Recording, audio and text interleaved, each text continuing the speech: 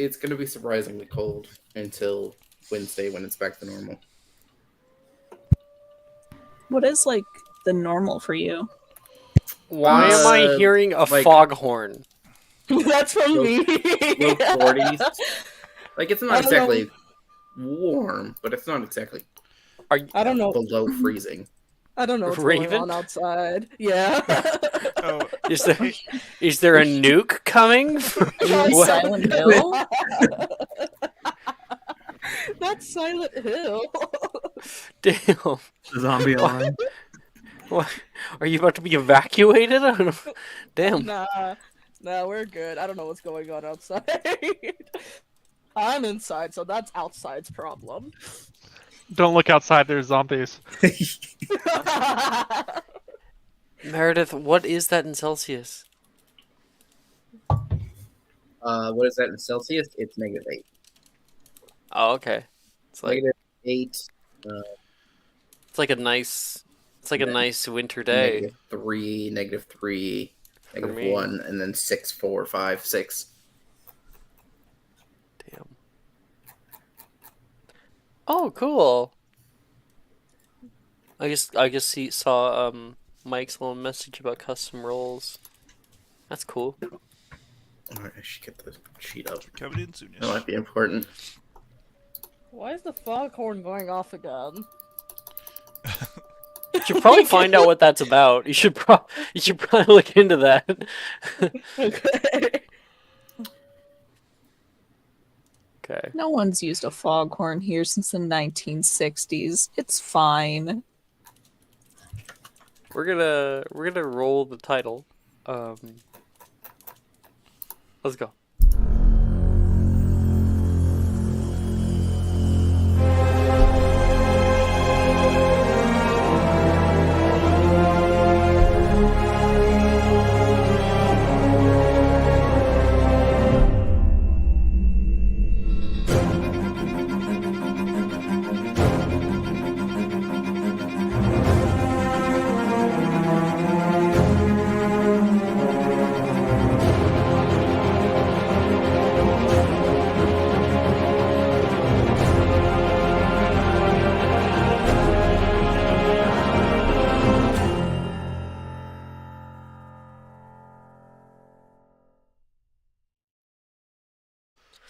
Hello and welcome everybody. Welcome back to Magic and Mysterium Saturday mornings. We are on session 13 today. Raven, I'll just ask very kindly that you mute while the foghorn's going off in the background. Thank you. So all of us are doing okay, except for me, who's in apocalyptic weather conditions, and Raven, who might be in Silent Hill currently. But what the? Oh, Shen, what the fuck? That's so cute. Thank you. That's so well made. I love it. You have her like signature. Yes. Oh my goodness. Okay. We'll definitely have to show that in a minute. What? Okay, both my kids just burst on my office, asked for a hug and kiss. It's not even your bedtime, your nap times or anything. What are you guys doing? Okay. Both of you over here. We gotta coordinate the hugs and kisses to get them out right now. Okay. They heard me starting session, so they had to barge in. Hi guys, I love you. They've definitely learned how to ski and you're in trouble. Mwah. Okay, get out. Thank you. Any one of us might have been barred at the door. There's no with more both bear of paws? us. Well, I already gave you a bear paw. So maybe you can get that later, okay? You are so cute. Get the hell out. Get out. You should go tell Mom that. You should go talk to Mom about that. Thank you. I think I'm out of the Silent Hill horde going off now. Very Okay. weird. Oh. Like, shut the fuck up. There. I got rid of that. I put the doorstop in, so they can't fucking jump in here. Okay. Alex, there is one quick thing. Yes. We don't have to resolve it like immediately, but I did have a special downtime thing that I wanted to do for working on a hover/light potion. That's obviously not in the standard downtime rules. Gotcha. For you, you're working on a candy for it? Yes. Okay. Eventually be more than a candy, but for the moment. Yeah, I think like it would be a because you're kind of developing your own potion here. It would be 3, just like working on a new spell, just like working on a new on like a magic item. It is 3 successes, so it'll be 3 potion making checks. Already. Okay. Anyway, back to it here. Can I make all 3 now, or just one? You can. It's 1 per downtime. Okay. Yeah. Okay. If you wanted to change the other 2 downtimes that you were doing, because it looks like you didn't get it back just yet, you can, if you wish to. Nah, I'll just start working on it for now. Okay. All right. Where the fuck were we? Right. Last session, we had finished clubs. We went around and were able to experience all the different clubs that the weekend had to offer. Dueling Club, Magical Drafts Club, Fantastic Beasts Club. Actually, we didn't do Dueling Club, but we did end up doing Slug Club, where certain new things were spoken, answers were given for certain people, and Slughorn was able to help. I think for... Who did Slughorn help get, like, a dark spell? Or, like... Someone manipulated him. Oh, that was me. I got the key to his private... Right! Cupboards. Yes, the questionable one, yeah. But we had our break. This is, of course, the Christmas break. So you guys would have gone home, and shortly after the events of clubs, been able to spend time with family, have Christmas or Saturnalia, Hanukkah, whatever you celebrate. And nope, who do we lose? David. Oh no. Okay. Zombies got her. And we are all currently sitting in the Great Hall at the start of the new semester. Headmistress McGonagall is giving her opening announcements. Oh, there's Raven. Hi, Raven.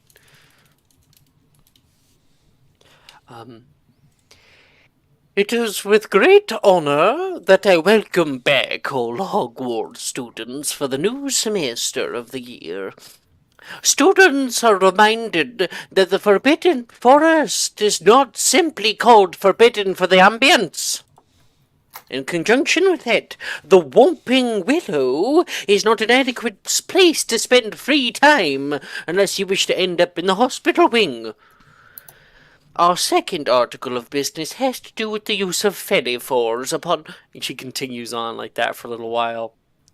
A little bit later she finishes, and food, breakfast, is given toward everybody in the Great Hall.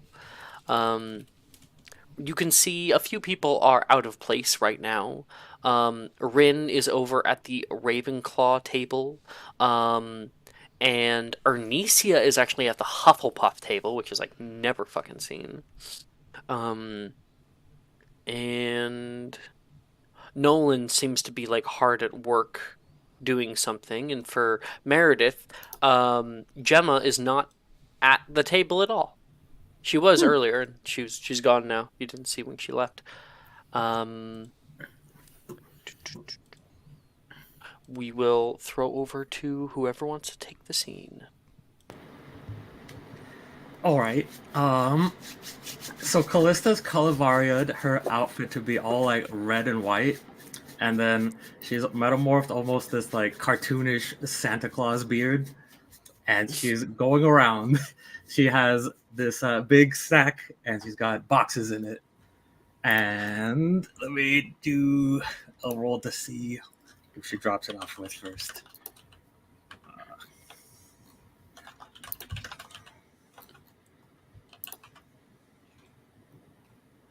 One, two, three, four. Did the zombies get you? The wind. Going over to Slytherin table. It's gonna pop up next to Meredith. Oh, hey, Callista.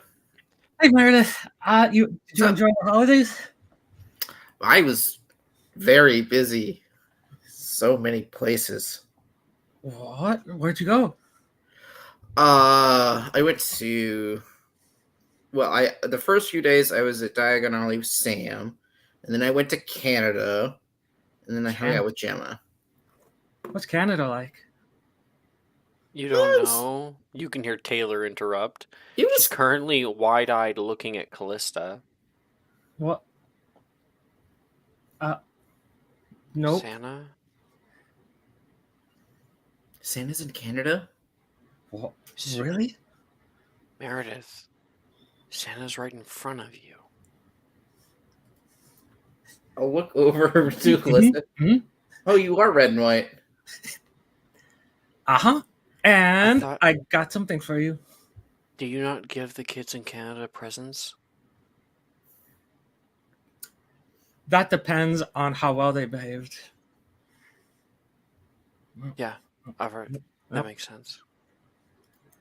It's an honor. Sir. I had to keep a straight face. Sorry for interrupting. I had to do that. Yeah, that's great. You guys can continue.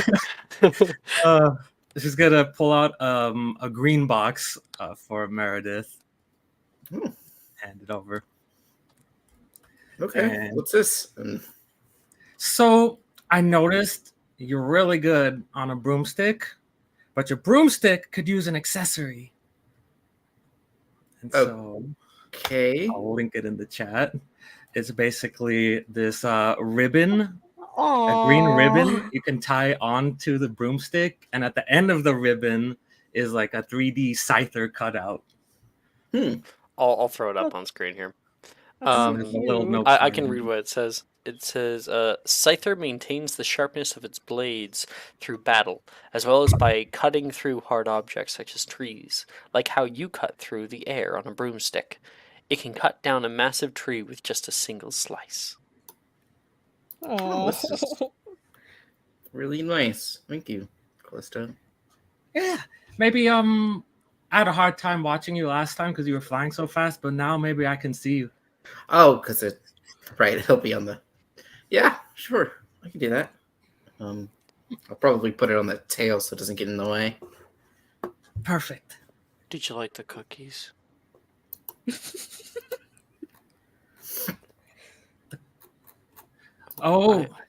Me and my mom made them ourselves. We were hoping that you liked them. They were delicious. You know what? I have something for you too. But Christmas already came. Another one? This is unprecedented. Can I roll insight to see if she's just straight up doesn't recognize me? Yeah, me? you can roll insight. What's wrong with that?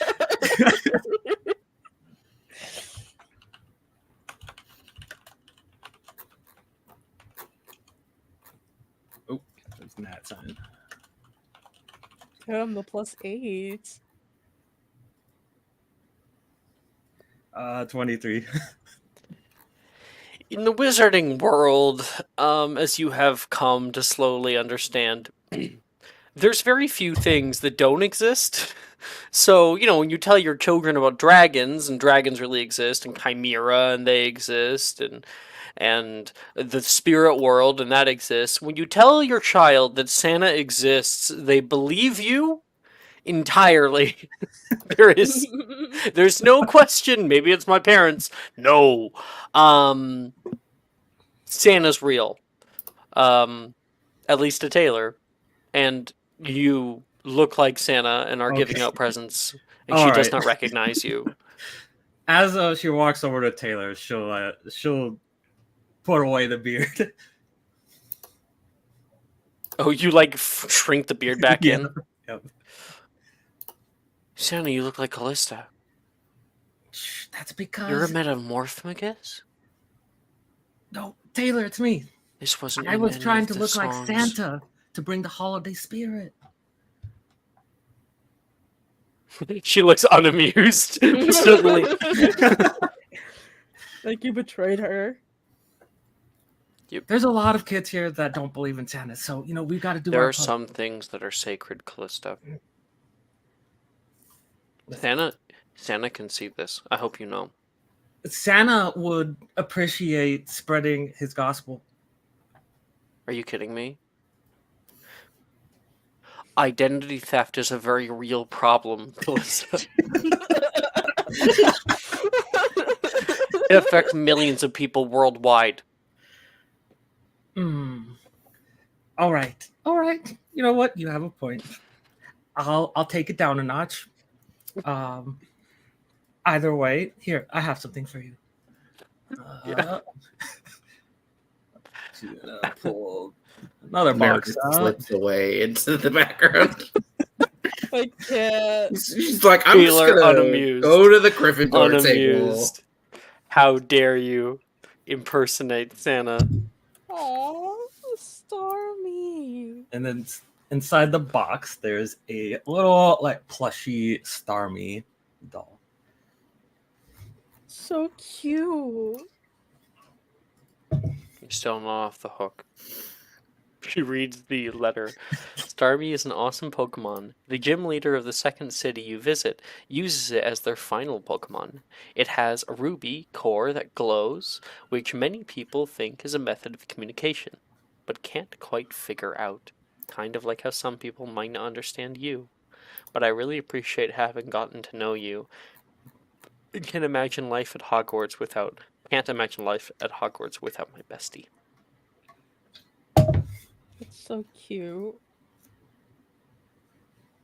You can see her gulp a little bit. And just give her a hug. This is incredibly sweet. She kind of sniffles. And you give her a hug, and she just kind of accepts it, leaning into you. All right. Well, Santa Claus's presents wait for no one. I have more to deliver, but I'll be back. You're not Santa Claus. Santa Claus. Yep. Next table over is Hufflepuff, right? Yeah, I'm pretty sure. Santa Claus.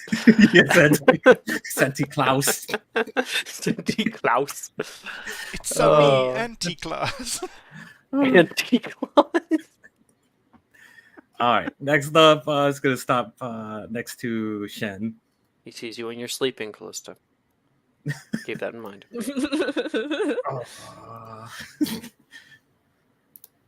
Sorry, what table are you going to? We are going over to Shen.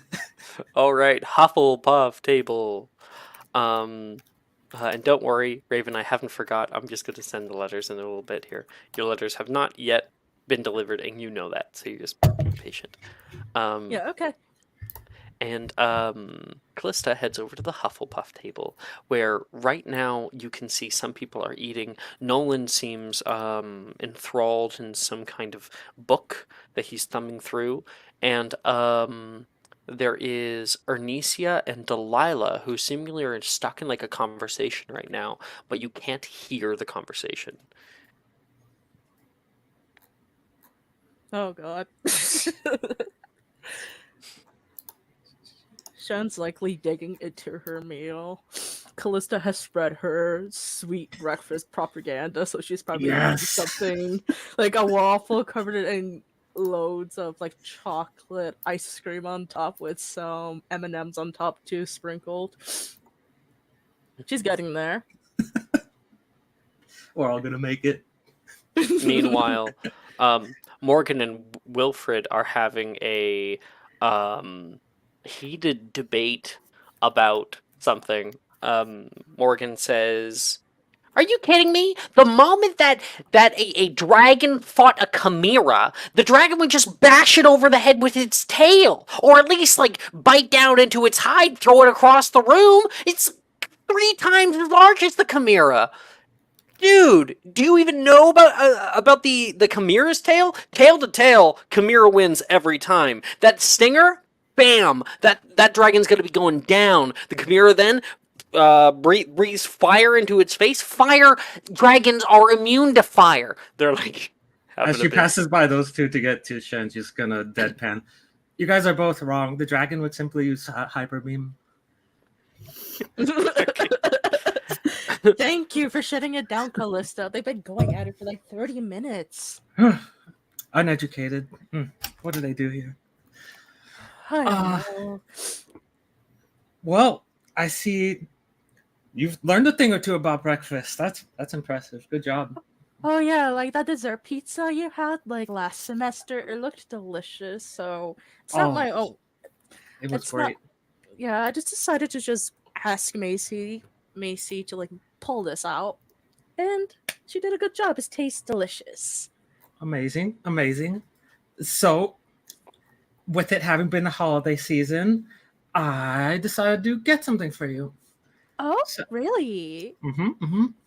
So, this one I kind of picked out because, well, I kind of like to just observe a lot, and I noticed one of the best things about you is you tend to you have this like fire, but not like a harmful fire that you like kind of make everybody around you warm. So I decided to get you something that could help keep you warm. Oh, that's really sweet, Callista. Hands You out didn't have box. to. She gingerly takes it in an excited manner. Oh my god! And inside the box are Jigglypuff themed gloves. That's so cute. Jigglypuff will endanger its own life by continuing to sing until it runs out of air. Kind of like how when you set your mind to something, nothing stops you, short of a hot dog being turned back into a wand. It will continue to sing until the opponent is asleep. It can adjust the wavelength of its voice to match the brain waves of someone in a deep sleep. Aw, these are so cute and plush. Thank you, Callista. You didn't have to. No problem. Yeah, they look super warm. I was tempted to get an extra pair, but I think they look best on you. She excitedly puts them on, like just kind of waving them around in an excited manner, and then she gives Callista a big hug. Those look like the things that live in my gardens back at home, Rin says. Jigglypuffs in your garden? You have a Jigglypuffs in your I garden? don't know what they're called. I need to stop by your place sometime. I'll bring the yeah. Pokeballs. You want to visit? I was actually going to be heading back after third year. If you wanted to come by. Sounds fun to me. But Yeah, her place is huge and fun. ooh, hide and seek. Oh yeah, it'd be a perfect hide and seek game. All right, I'll let you finish your chocolate waffles.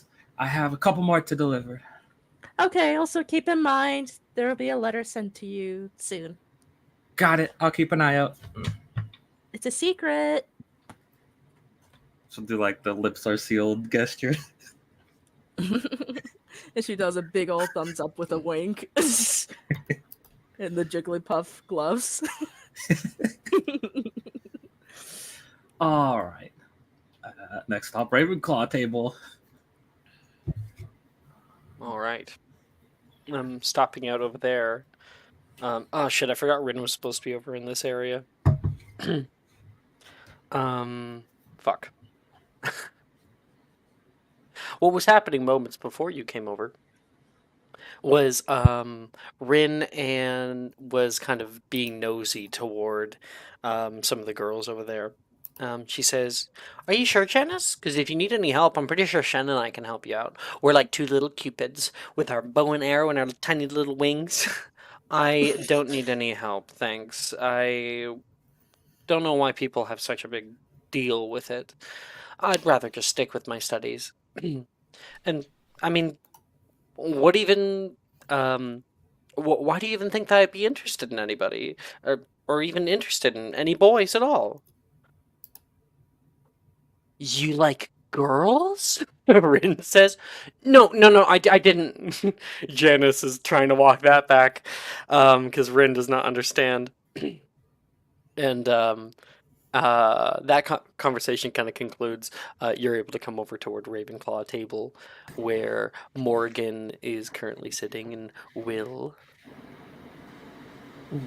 No, Okay. Janice. I know he's just gonna like look at her weird, like Janice a little bit weird. And no, Janice. I do know how to brew this potion. It's a new potion. I suggest you stay in your lane. New potions are often caustic. You should probably be wearing your PPE. I always see you putting down the goggles.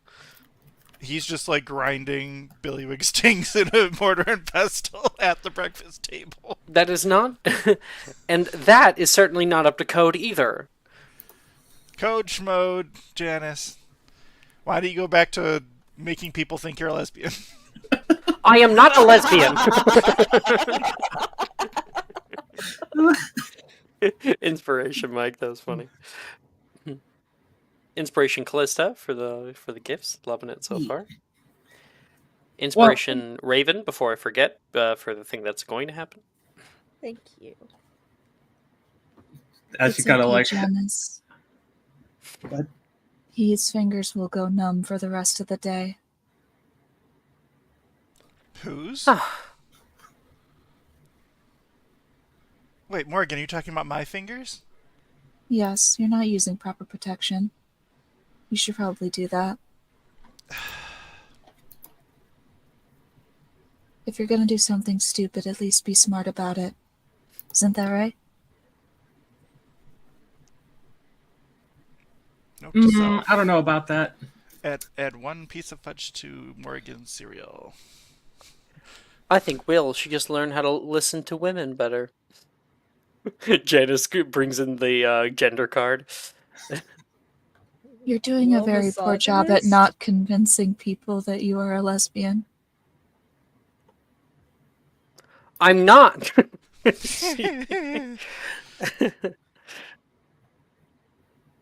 Callista's gonna come up from behind and give Janice a hug.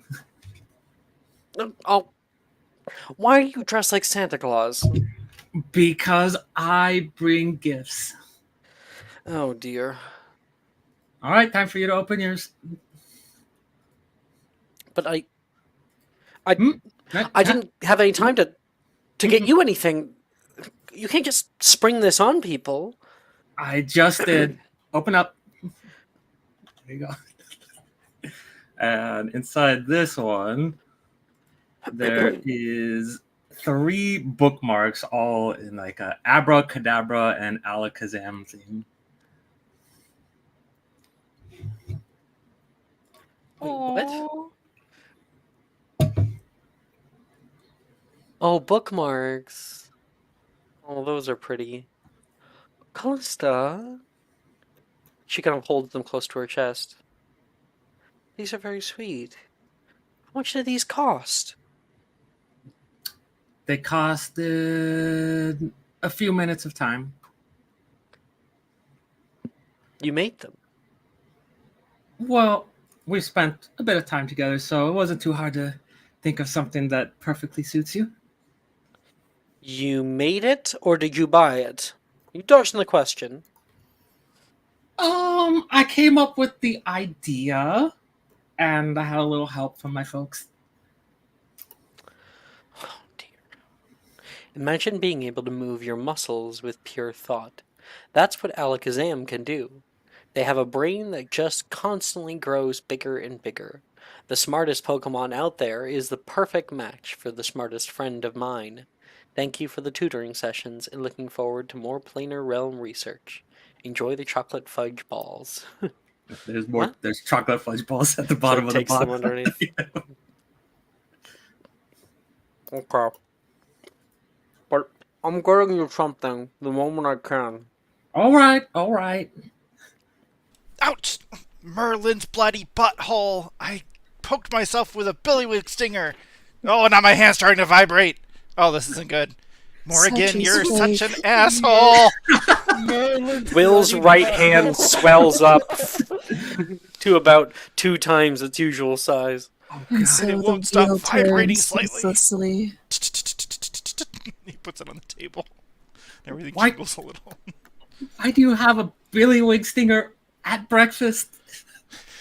I'm working on my my potion. Oh, damn it, Morgan. This wouldn't have happened if you hadn't predicted it. All you had to do was stop grinding the billywig stingers. Callista, like, did you you get said- Will you for said last Christmas year- a pair of gloves? Sorry, Mike. No, that's fine. No, but that's actually very close. No, Morgan, didn't you say that you can't change a prophecy? You know, the whole Janice getting cheesed on at Slughorn's party thing. She did also say she likes to fuck with people. Oh, I You don't think that cannot was a change- prophecy, Drusilla says. You can't change prophecies, that's true, but what I did wasn't a prophecy. I just said what was likely to occur in the future, and that can always be changed. That's even worse. By the way, I wanted to showcase what I felt Rin's house might look like. Oh, that's fancy. Yeah. A whole estate. Fancy. Yeah. Super nice. This is why I hate divinations, by the way.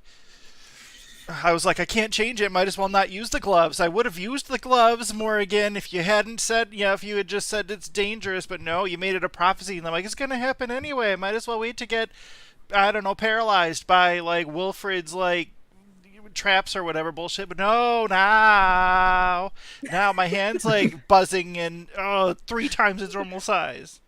I told you to wear PPE, Janice says.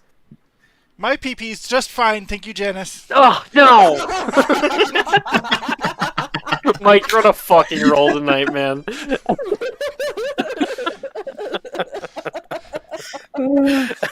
I can't with you guys. So, Callista, is there anything for me? Oh, let me see. Oh, here. Yep. Oh, there it is. Yeah.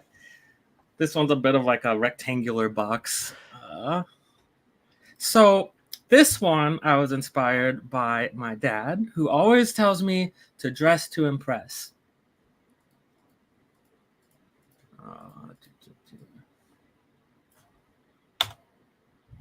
And inside this one, there's a tie.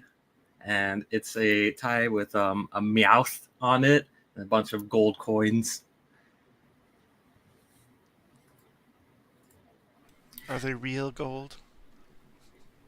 You know, I'm sure with time we could make them real. I wasn't really good at Bruce's class last semester.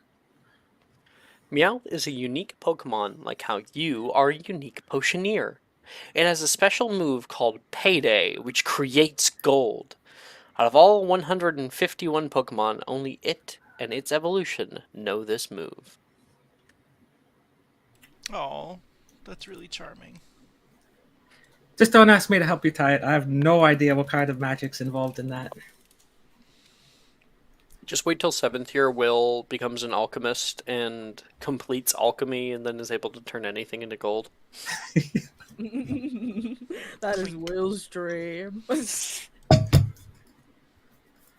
All right. Although, what time is it in the game world? Morning. No, sorry. What year? What year? Oh, that's a good question. So Where's it's third year? we would have just had the new year happen. So it starts at 2002, 3, 4, so 2005. Yeah, it's 2005 now. Yeah. Wouldn't it be like beginning of 2006 if we started fall 2005. I'm pretty 2005 sure. or 2002? Okay, I will double check here. Let me go into the 20304. onboarding. Oh no, you're right. No, it's in reference. It's in No, campaign It's not. timeline. It's not. It's perfect. It's way far enough for me to make Campaign my joke. timeline. There it is. The exact Okay. year is not important. Yeah, it's 2005. Yeah. Yeah. Oh, But and Faith, aren't there 250 Pokemon? Oh my god, I've been listening way too hard. And he's just gonna turn away from her and like reach in and hand her a little box of his own, looking really ashamed.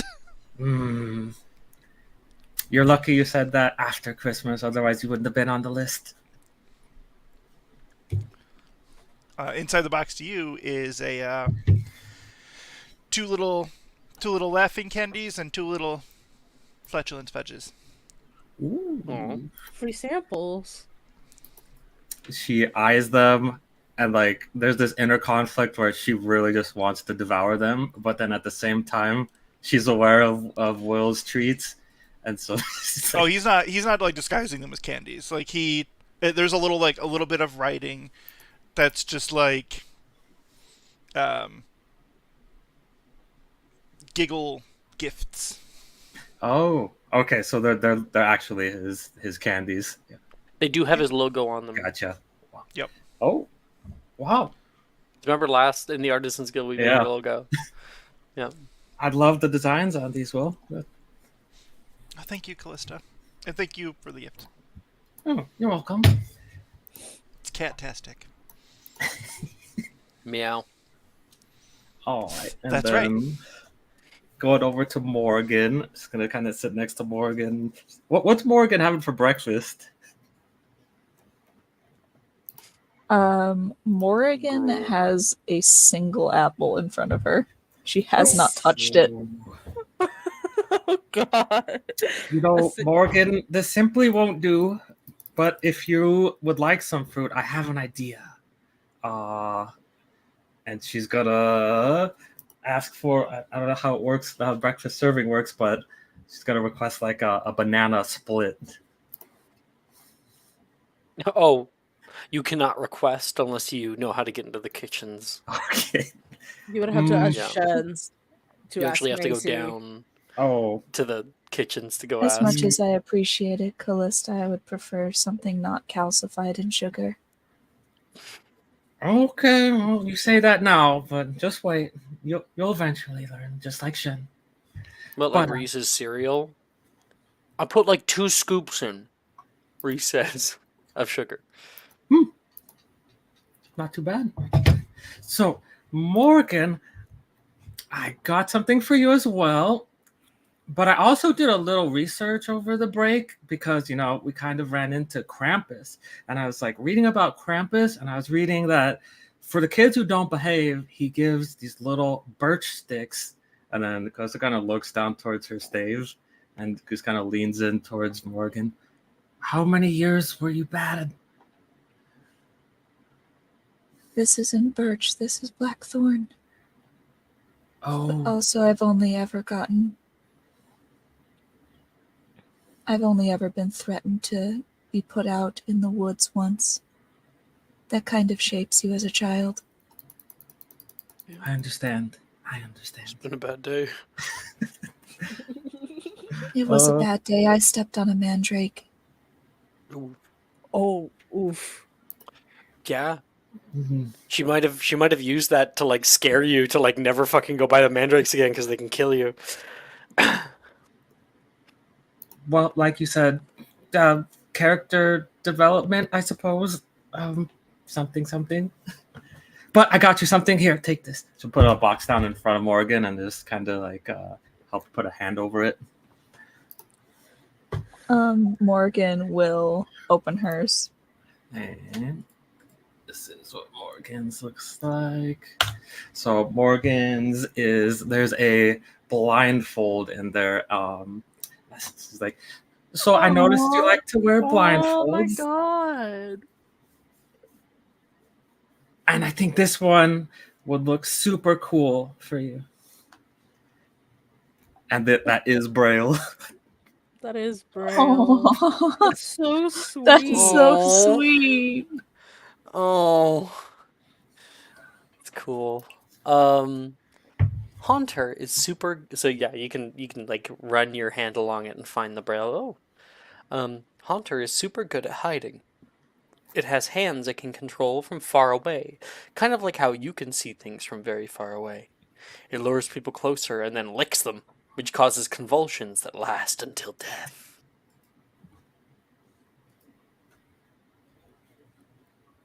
This is very kind of you, Callista. Thank you. You found a welcome. Braille font? It's a custom font you gotta download. Cool. Goes over it, gives Morgan a hug. Oh, she hugs Callista back. You're a very good friend, Callista. You too, Morgan. You make things interesting around here, for sure. All right. I have one more gift to deliver. Onto one of the louder tables. Oh, speaking of mandrakes, though, Stinky's doing really well. Stinky. Have you been taking care Who's of him? Stinky?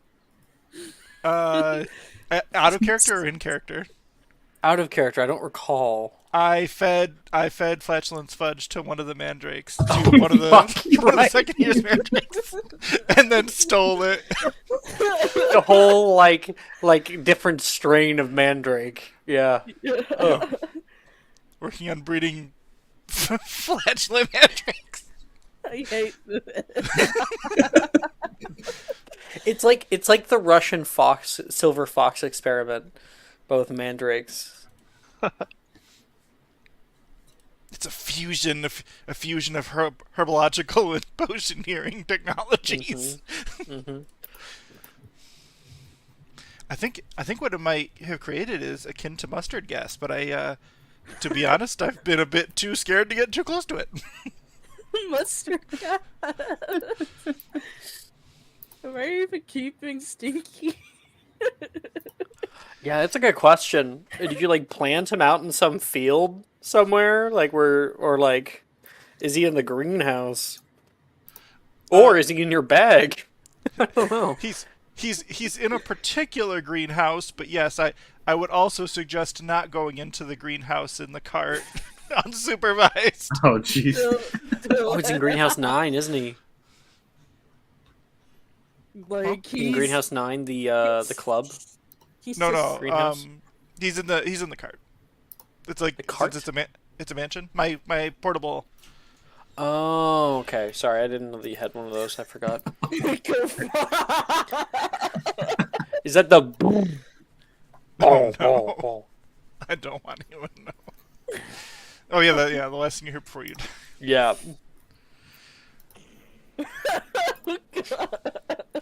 Oh my gosh. I want. Okay, I need to add this to the soundboard that I have here. You have to. Okay. YouTube to MP3. One of these days, you're gonna forget all about that mandrake, and Mike's gonna pull it out at the worst moment. I mean, theoretically speaking, knowing what we know, that could be sooner than you think, but probably not. Okay, I've got it. I got it on the add music. There. It's processing.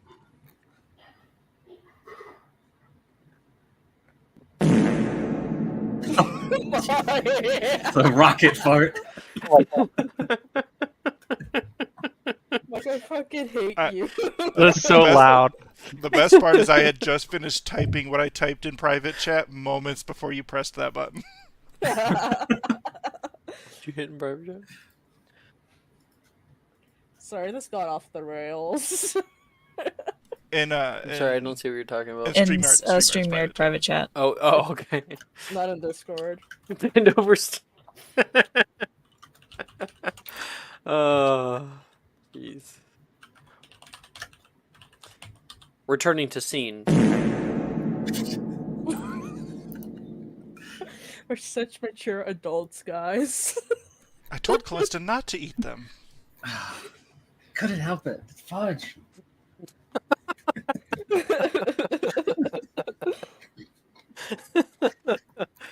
Oh boy. Okay.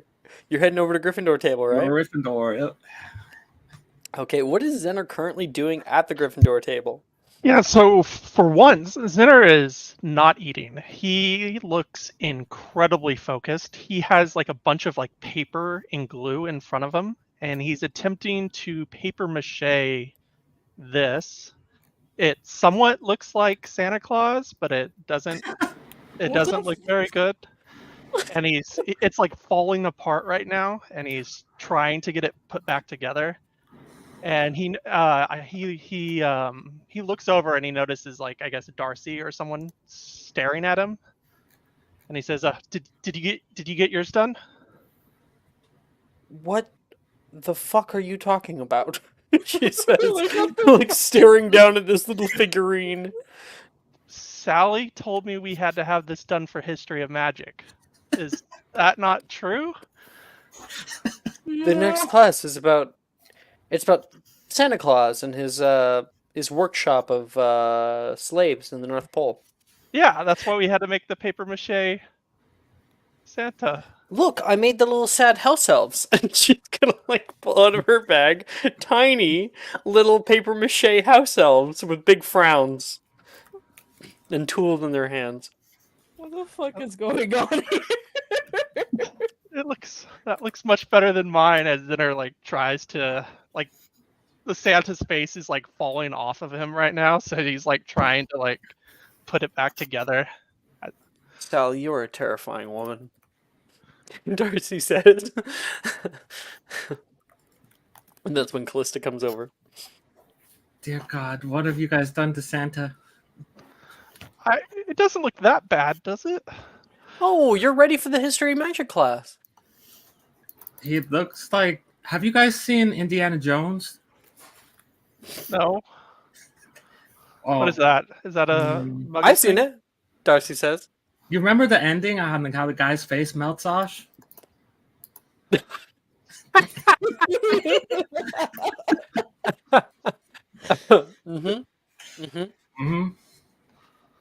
Keep working at it, Center. I'm sure you'll get it. Logan says, I can make that a reality. And just like flicks his wand, and there is a little flame that he's shooting out, like a little jet stream out of his wand. Keep that away from my Santa. This will be perfection once I'm done with it, I promise. Oh, Logan, you didn't even get done yours. Do we actually have to? Sam, like, no. don't get wrapped up into Sally's shit. well, speaking of projects, Center, I kind of noticed in class you're having a little bit of a hard time, and I was thinking of a gift for you, and so I got you something here. Oh, Zinner like wipes the glue off his hands. What is it? Take a look. I take the box.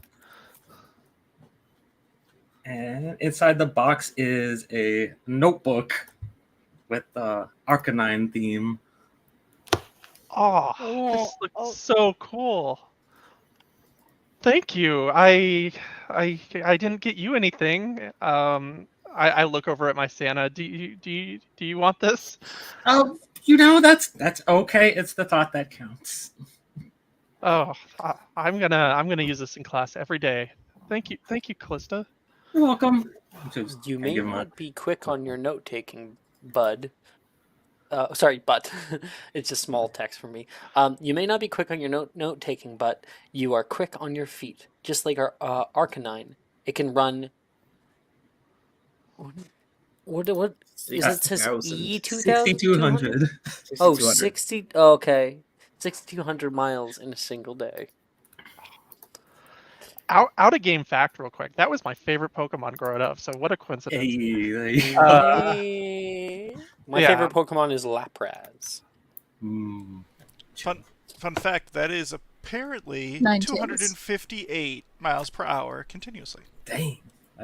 Well, Glaceon. Thank you, Callista. I'll be sure to use this every day.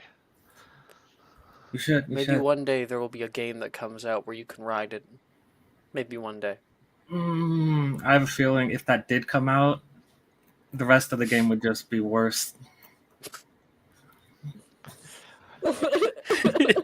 Rideable Pokemon. Who would have ever thought of that? Oh, yeah. That's crazy.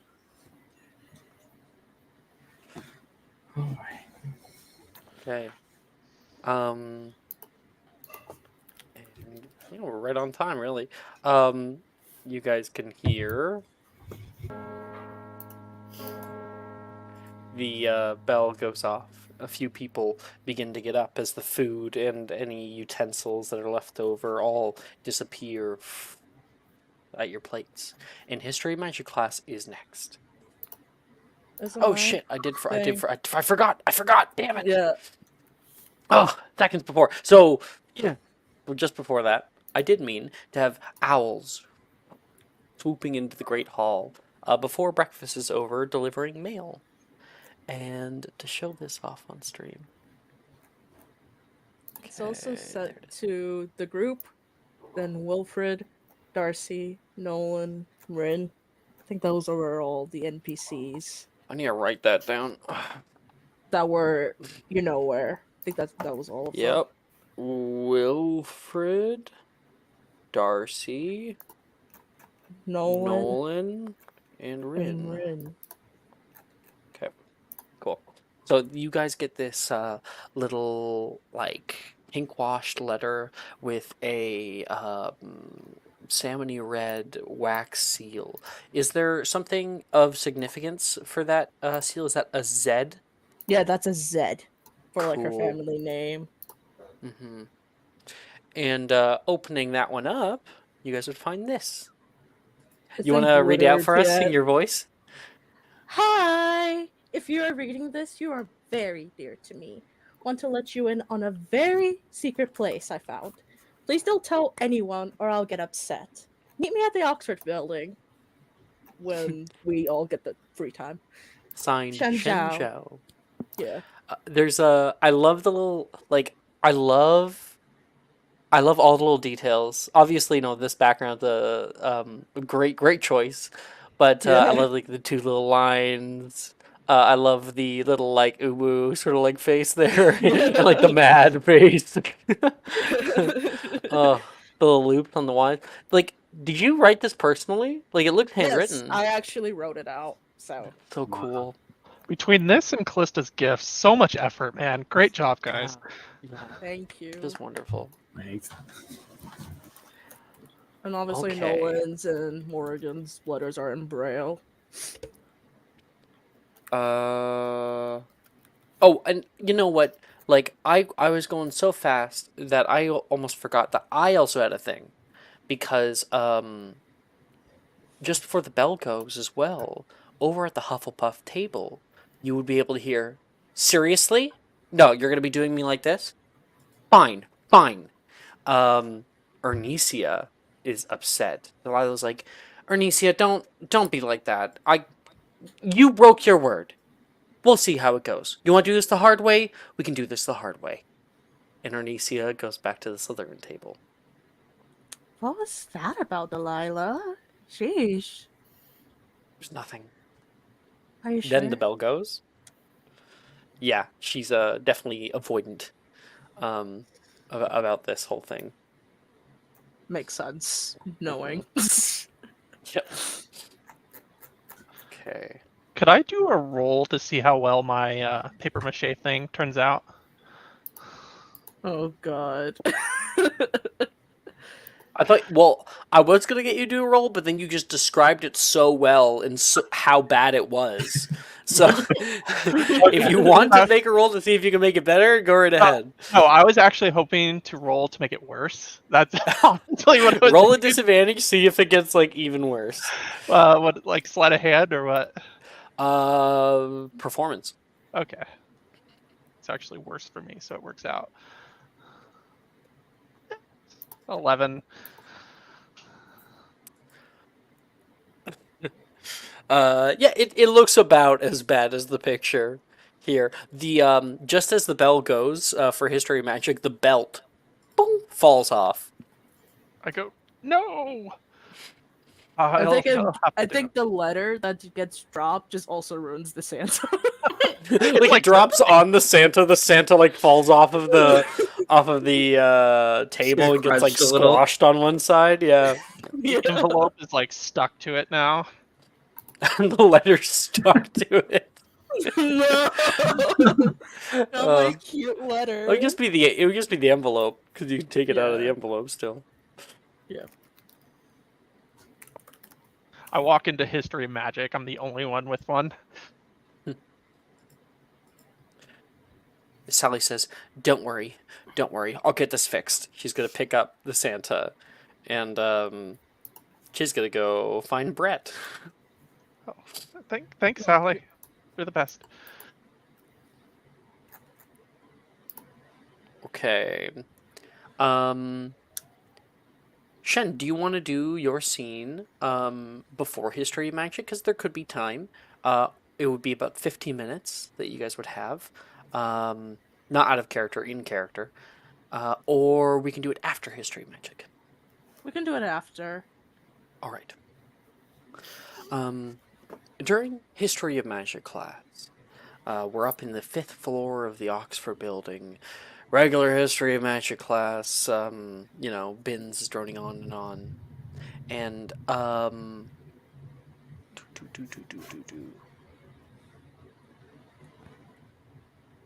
everybody make me a con save. We'll do that first.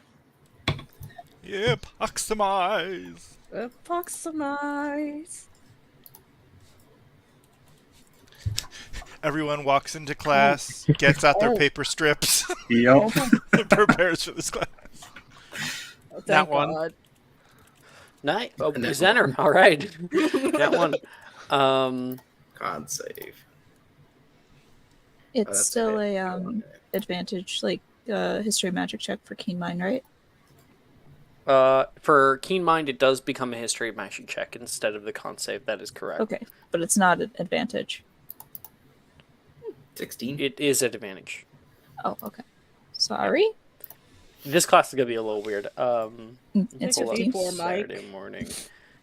We're essentially going to see who. I want to only know who fails, who falls asleep. So 13 is the DC. Anyone who got 12 or lower. Take a D4, Mike. Okay. So I know Zenner did. Would you like to go to sleep, or Take advantage, Mike. Another one. I'll just throw them to you. do Are you we sure? would you Stream like manager. an advantage, Dylan? Sure. Yeah. There Yeah, you go ahead. 16. I will say anyone who succeeds right now, you're not out of the doghouse yet. Another net. Oh, I my- rolled another nat Another one. nat one. Yeah. It's kind of meant to be. Sorry, Morgan. The dice wants what it wants, I guess. It's been foretold. Okay. So is Zenner the only one who got below 12? 12 or below? Does he fall on Santa? Sally took it from me. He just making it work. No. Sally took Santa. Okay, so Zenner's asleep. Everyone else is awake at least. During History of Magic, the proverbial camera would see Ernesia throwing wadded up balls of paper at Delilah, trying to get her attention. Delilah! She throws another. No response. She throws another. Delilah! She says again. No, leave me alone. Delilah tries to keep her head down. You have to tell me. Maybe later. Everyone knows it's just a thing you say when you really mean never. Go away, Ernesia. We had a deal, Red. I tell you who I like, and you tell me who you like. No! It's too embarrassing. Delilah says, going red. You want to do this the hard way? Because I can do this the hard way. Ernesia begins to raise her hand. Oh no. Petrificus totalis. No. Let's.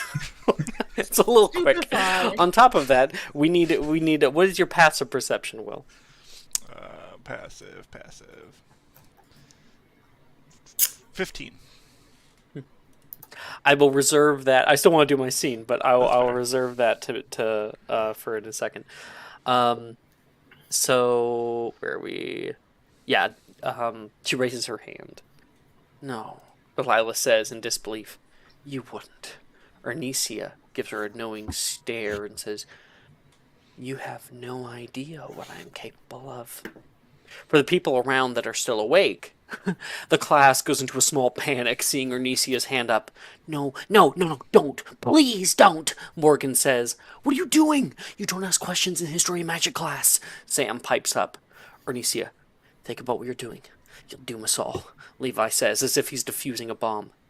Last chance, Arnesia says to Delilah. Just give her what she wants, Sam pleads. I can't, Delilah stutters out. Delilah, you don't have to say anything. Arnesia is about to say something. Will, you may roll to hit. I'm also gonna shoot something at her. I'm literally gonna stupefy her if Will Same. fails. I'm gonna do my monologue. 23. So bad. Oh shit. You said it was a. Fucking Petrificus totalis. Petrificus totalis. That means I'm gonna protego it.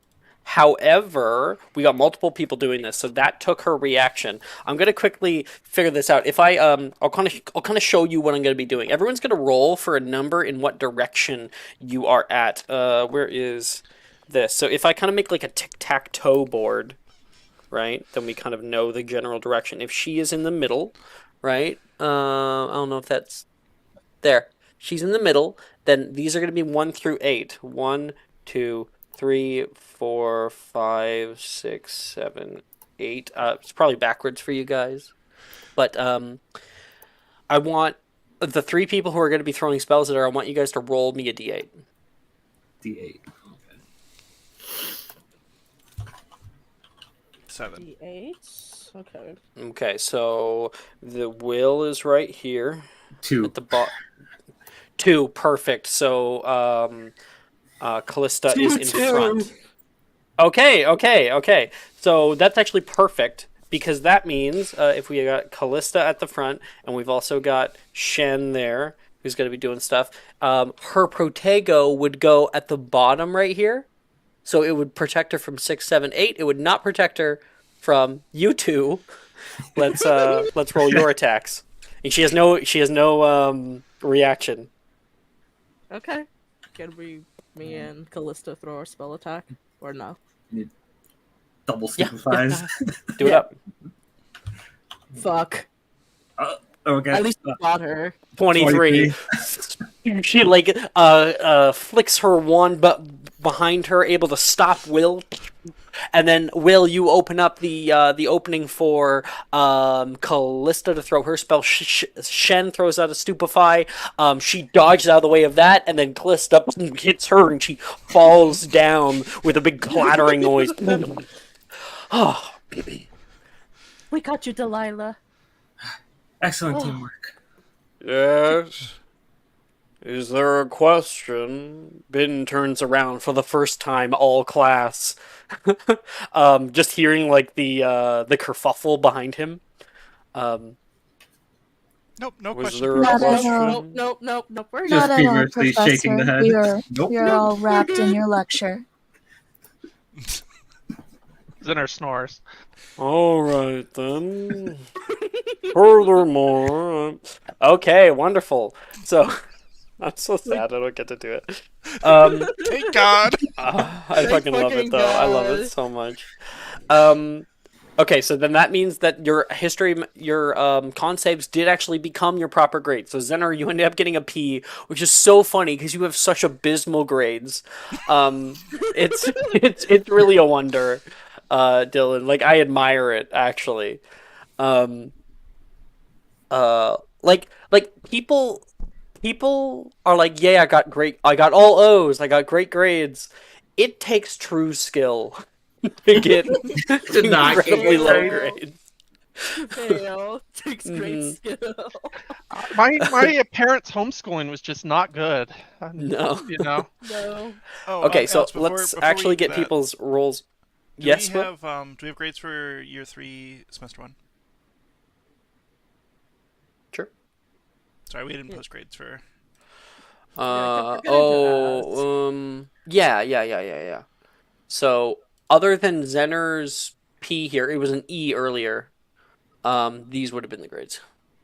Yep, sorry, I was just like, ooh, before we start editing. Yeah, thank you. Yeah. Year 3 dash semester 1. Boom, boom.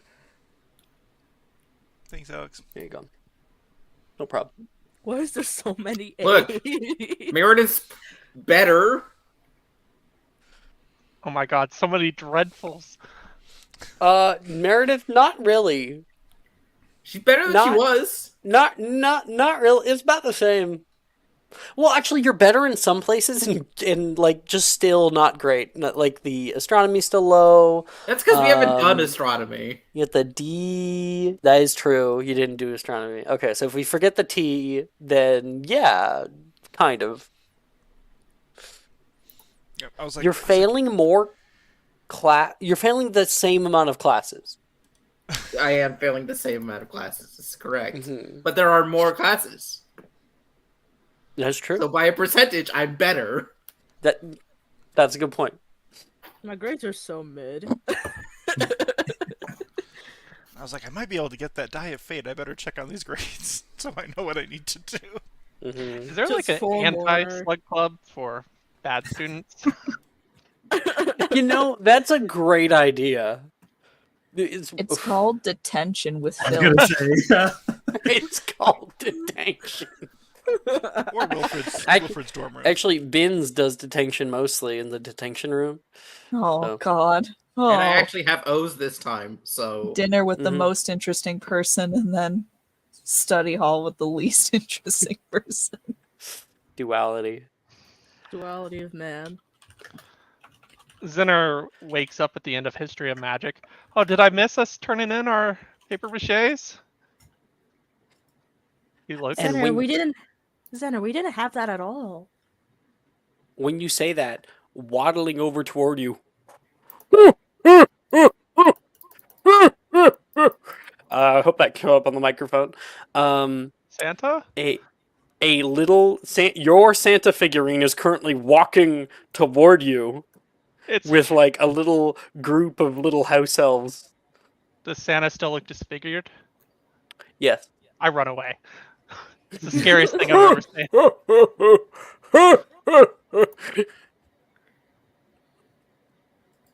He will always follow you, Zenner. Yeah, he He will. knows where you He are know- He knows when you're sees you. sleeping. when you're sleeping. He knows knows when when you're not you're sleeping. awake. I'm cursed. This is why I get Such bad is grades. fate. Knows if you went better good. He's For gonna good slap you grades. in your sleep. Hey. Okay. So let's actually get people's grades, because it was just Zenner that I got in there. Shen, your role for this class earlier. 23. Ooh, nice. Okay, so grade will go up to an A. Meredith, 16. grade will go up to an A. Morgan,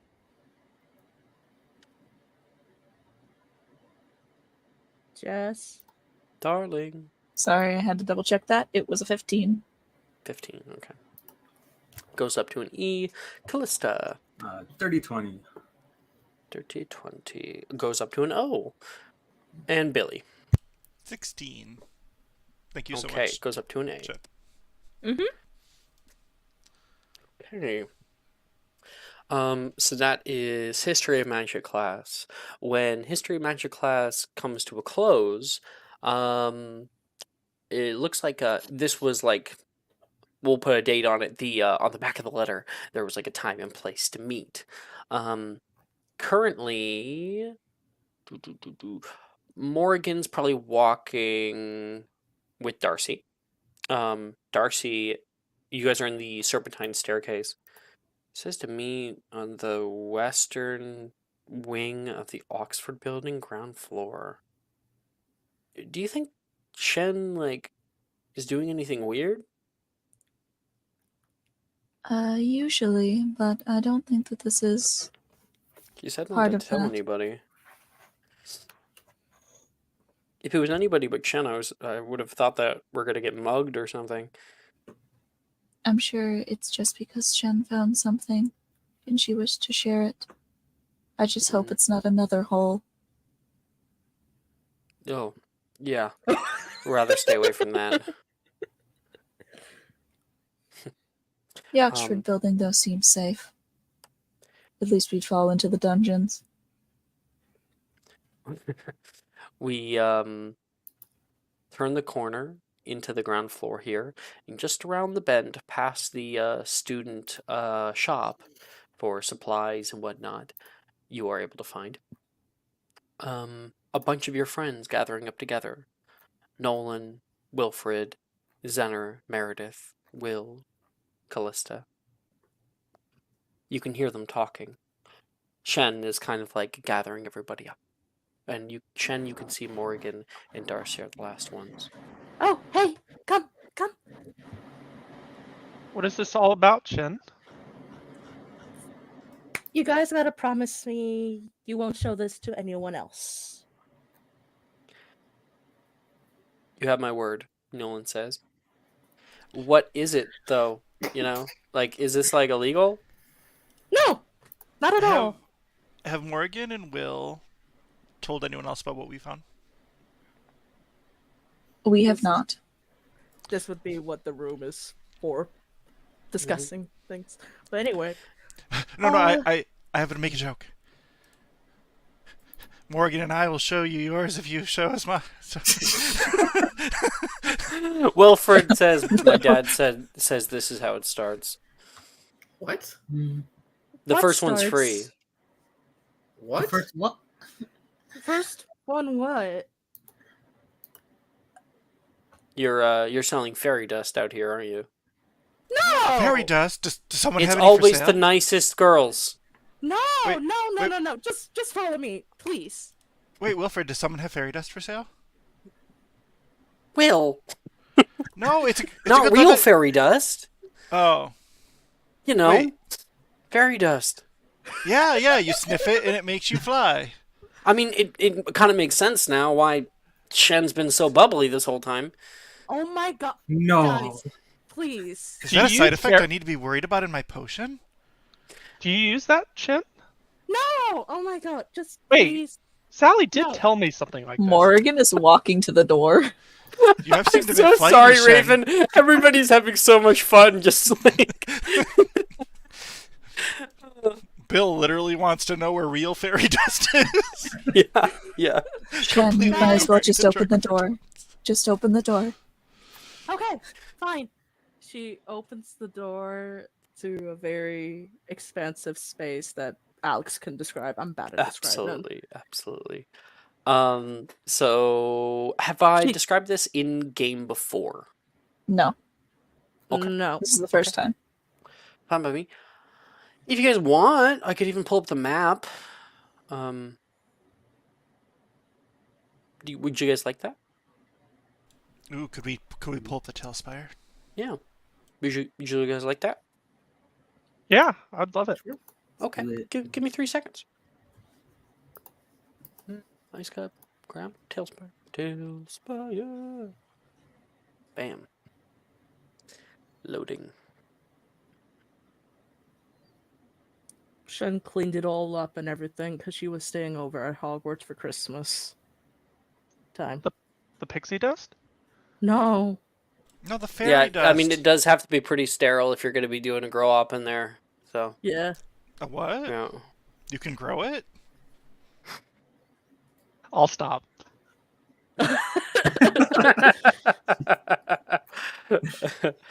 Oh. Of course, Wilfred's dad warned him about drug use. Of course he did. Magnus signed him up for the DARE program. The That explains a lot about how he turned out. Statistically, I think more down. people do drugs after going in that program. Statistically, that's funny. Well, it's like here's a plethora of drugs and everything they do, and all the kids are like, "Ooh, we didn't know about all these fun ones." Is this the game that has like everybody has a mini? Think so. Yes. I don't think I have one. No, I don't think Center has one. What? Yeah, you think Hit you me up. came right after that or something. Yeah, because Will can give you like a free mini type of thing. Yeah. Which is why we Okay, have so we got- ours. Hop on Hero Forge. We can get it done Morgan? mid-session. Yeah, if you guys want. We got Morgan in here, and then Zener doesn't have one, so I'll grab you one from here. The little boy mini. There it is. Bam. There's yours. Will. Is it under Bill or Will? I think it's Billy. Bill. B. Billy Wigginwell. Shen for C. Shen. There you go. She's out there in the front right there. And then M for Meredith. Okay, there we go. C, Callista, you can be in the back. And... oh, that's everybody. Wonderful. Okay. Here, I'll do this. Stop screen and share. So, Shen opens up the doors, and everybody walks into a large, expansive space. It's warm in here right now. You can hear the crackling of a fire, and the area opens up to all of you. Shen turns around to show everybody the abandoned Ta-da! wing. Ta-da! This place is huge. What is this? What is this? Yeah. I think it's like an abandoned room type of thing. I don't know. I found it over break since I was staying here over break and whatnot, and I decided to dedicate my time to cleaning it and making it like a hangout space for us. How did you find this? Exploring. Is it currently the abandoned classroom? Yes. Okay. It hasn't been discovered so yet. you guys can see this wide open area, perfect for activities, plenty of place to practice spells in and whatnot. There is a little like hangout space with couches. It looks like Shen brought some potato chips in here. There is even an area over here that you could probably install something. There is stairs that lead up to an overhanging balcony. There is a brass owl with like its wings folded inward like it's sleeping on the banister. And there are 3 doors upstairs that lead to different places. There are portraits that line the walls on this side. And the floor itself is a brilliant alabaster marble stone with a different like pattern that is set upon it. This is a really beautiful place, and for whatever reason, not in use. What is this place, Shen? Well, I think it's abandoned. I haven't seen anyone gone in or out of here at all the time I've been, cleaning, making it just nice for everyone to use. I just thought it would be nice to have, a hangout place instead of just, being scattered throughout Hogwarts. I just thought it would be nice to show you guys. Oh, Yeah, it's cozy, surprisingly. I wonder how many other students use this place, and I'm super curious to read. What else is around? Did you look around? Like, is there There are doors up there. Yeah, there's an upstairs area. Do you think This any other place students? is sweet, Wilfred says, kind of rushing around. So much space for activities! It's so much better than the dingy, dirty place we found. Morgan. what? Yeah.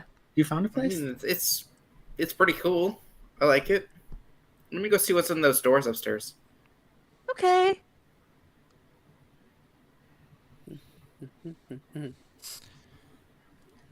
Well, what dirty place did you find? Oh, we'll tell you later. Dirty Will's place. gonna go into the cart, like pop it down, pop it up as a whole thing. 1 second. 1 second. I'll get it. Cart. Plops his car. It like unfurls, and he's going to open up the little door in the back, hop inside, having to like tuck his head in. Guys gotta promise me to not let anyone else know about this place. Because, you know, I trust you guys, but I don't know how would I feel if you guys brought anybody else here. Morgan and I will tell nobody what we're seeing here today. Nolan says, just walking over toward the couches. Yeah, I promise I won't tell Okay. anybody. I won't tell anyone. I'm leaning over from the balcony. Thank you. She seems happy with that. Well, just... you sure I shouldn't tell Sally? Do not tell Sally. She will tell everyone. Okay. Please don't. I know you were friends with her, and I'm kind of neutral with her now compared to last year, but please don't. I won't. I was kidding. Sally's not If there that was bad. any one Darcy extra says. person that we could probably tell, it would be Taylor. Yeah. That weird girl Taylor in abides Slytherin? by the ancient laws of snitches get stitches. Yeah, she's pretty cool. I wouldn't mind Taylor being here. Are I'm you just wearing not- the blindfold, Morgan? Just You know, The gift one. What? the gift. Are you wearing the blindfold? The gift blindfold? The Haunter one? Yeah. For now, yeah. Okay. She would not have wasted a gift. Sorry, continue, Shen. I wouldn't mind Taylor being here. If she ends up being here. But everyone else I do mind. So. Did you find this while you were here over break, Ren asks? Yeah. And I cleaned it up. cool. Oh. How dirty was it? Really dusty. Whew, well, glad I wasn't here for that. Good job. Yeah, it took so much time. It took me hours or days. Can't remember how long it took. Bill reemerges. Yep. hello. And just behind him is what appears to be the pensieve. See if I can find a bowl.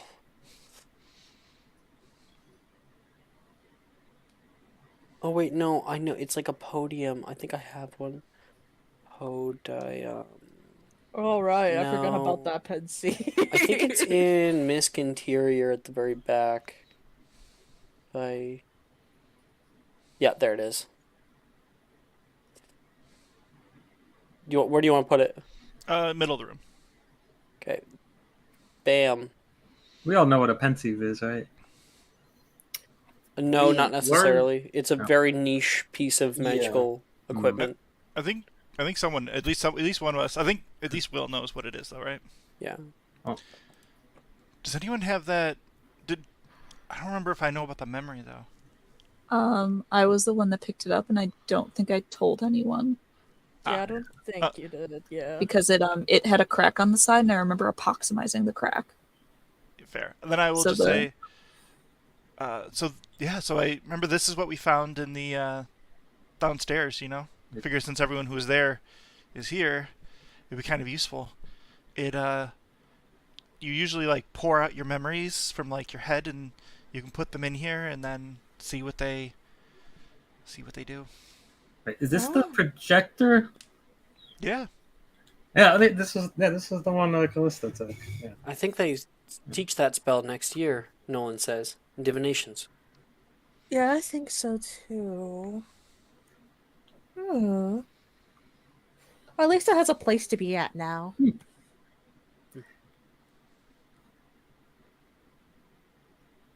Something to view memory. Yeah, that's what pensives do. They let you view other people's memories. Was that giant thing that you removed from the... Technically bombarded, but it came off the desk all the same. Okay. Oh. Yep. When you blew up the desk, something flew out of one of the drawers, hit the wall, and thankfully didn't shatter. And she reaches into her pouch, and you see her like kind of like swish around a little bit, like it's something that was almost forgotten. It like fell naturally to the bottom of her bag, and she pulls out something wrapped in cloth and then pulls it open, and you see a small vial with a strand. That definitely looks like one of the strands extracted with the memory extraction spell. Oh, we should do it. We should put it on the projector. Well, yes, let's see. And Shen quickly moves out the way so she's not in the way of the projector. Look at that. Bro disappears. Like, I imagine he's like, gotta run to find the binder that has the scene in No, it. it's definitely 100% like in a Google Doc. You just had to leave for a few seconds. Sorry. Menlo was out the door. Okay, what's happening? Well, we were just saying, oh, we should put this memory into the projector. And I moved out the way. Whose memory is this? Do we know? Who knows?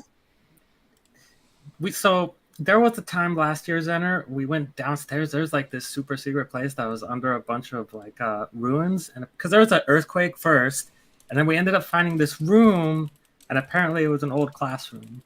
Is this the place where, sorry Morgan, where you lost your vision? Or is this another place? This was a place that was attached. It was the precursor to that. Yeah, it was pretty scary, Darcy says. Was Rin there? Was Rin there? Yes, she No. was looking for... She was. She was there? Oh, yes. Okay. Rin says, "Oh, I still have nightmares about that place." Meredith, Rin, like appears on the balcony beside you. So high up. Guys, do you see us?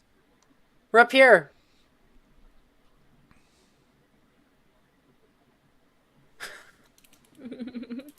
Okay.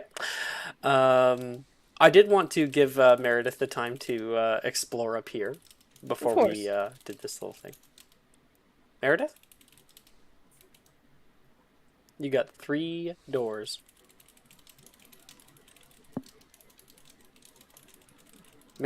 Cat. Sorry, I muted myself and I didn't realize that. Oh, okay. It's okay. Let's go to this first door closer to the stairs. Sure. I don't have the thing here, we'll just theater of the mind it. But past this door, you enter into a large classroom. The classroom looks quite sterile. There are old desks that sit in single file rows, but 4 of them toward the back of class, where there is a blackboard, no teacher's desk, and side walls that look like there's like shelving units to hold different accoutrements and materials. The blackboard is empty. There's nothing on it. And the desks lay simply. Why don't you go ahead and make me an investigation check? Investigation. Oh, very good investigation. Can I take passive? No. 6 then. Okay. It's an odd classroom. You've never used this classroom. You don't even think it has a number, or it's not listed on any of your schedules. You certainly hope that there's no intermittent class that belongs here, but you do know that there are a few other classrooms that are disused in the school entirely. Many in the quad. Not as many in the Oxford building. So that's this room. Alright, move back to the one. Basically, I'm going to go down the row. So the second one. Rin says, "You didn't see like a big snake on the ceiling, did you?"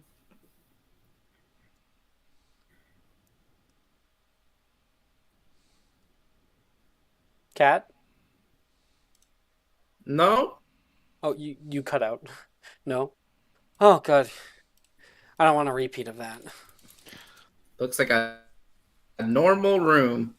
What I if mean, not there's a a normal troll room. hidden in There one of is these rooms? no teacher's desk. Lame. I You mean, keep walking. here. You keep cutting out, talking. Cat. Just so you know. Just cutting out a bit. Opening up the next door, you see a teacher's office. No. The doors. Huh? You alright, Cat? Cat? I guess I don't want to say this if Cat can't hear it. Sadly, no skull for me. All right.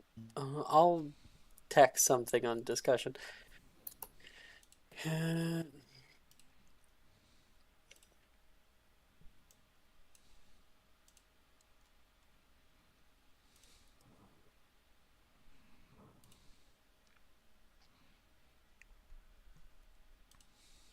Okay.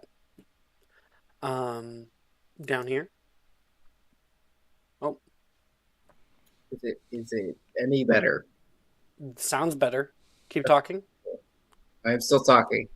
Tip of the tongue, the teeth, the lips. Okay. Cool. So, cool. We can continue then. You go over to the next door, and throwing it open, inside you see a teacher's office. It looks to be a teacher's office. There is a big mahogany desk, a little place to sit with a plush rug.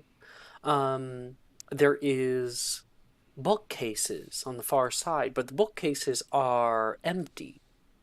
You can see portraits that sit on the walls of like food and probably like one of like a medieval fair, but they don't move like other ones. They're just stagnant. Make me another investigation check.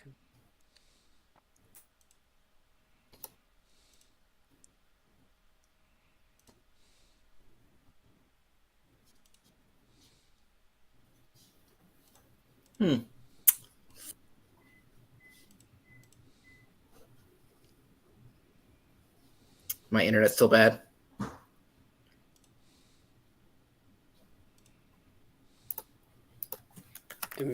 Are you able to make an investigation check? Oh, sorry. Let me do that. I didn't hear that. Okay. Because my internet It's is all right. seeming to have a problem. I think it might be because of the weather. It's definitely because of the weather. Yeah. All right, investigation again. That one's better. 15. 15. All right. Searching through this room, you go, oh, hell yeah, teacher's desk. You go to the front, you see a brass little plaque that's probably supposed to have a name. It is blank. You look through the desk, there is pen, paper, empty inkwell. The room is covered in a thin layer of dust over all surfaces. No one's been here in a very long time, and past that, it almost feels disused, like no one's ever been here. It's Weird. It's very weird how Like they built an addition and simple. then just never used it. Something like that. That's the kind of points that you may come to just looking at all the, the classroom that's like sterile, the teacher's office that has nothing in it. It's just odd. Our last door, if you go and check that, it's like a kind of ratty wooden door. You open that up. Broom cupboard. Broom cupboard. There is a broom in here.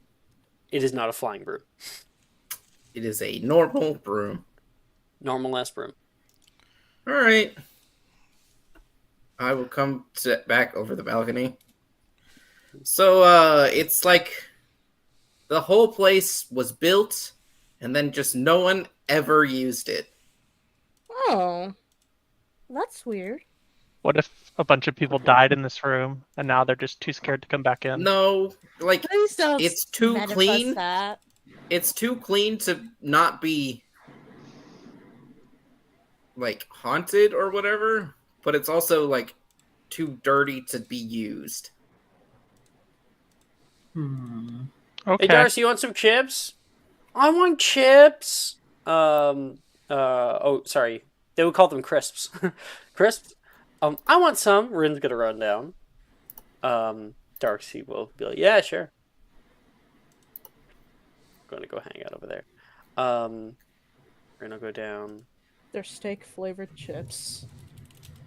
Steak flavored? Yeah, apparently it's a normal thing in England to have steak flavored crisps. Birdie bought every flavor crisps. And ketchup. Oh my Well, God. ketchup chips are amazing, so. Okay, so back to whatever we were doing down here. We're gonna put the memory in. Yes. Yes. Who's doing that? I think it's Morgan. I think she's holding the memory, so I think she would have put it in. Morgan, why don't you do the honors? Please.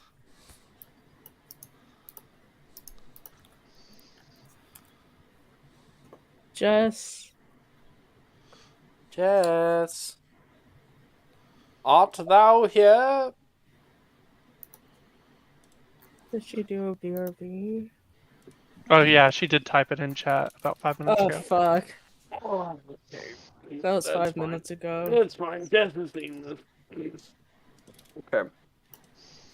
So, Morrigan walks forward, uncorked the little cracked vial, and will pour that memory down into the basin that has been refilled by Billy with water. The water begins to glow brightly from beneath with some kind of internal luminescence. The bright white light shines forward into the crystal ball that is held within its embrace. There's two holders holding down a crystal ball within it. And out of the crystal ball, that light flies around the room, conjuring smoke like a cloud around you. And all around you, through these mists of obfuscation, you're no longer in the abandoned wing, or rather, there is some kind of illusory image that has become projected onto all the surfaces out here. So it's like you can see where you are, but almost like a faint mirage through whatever you're watching.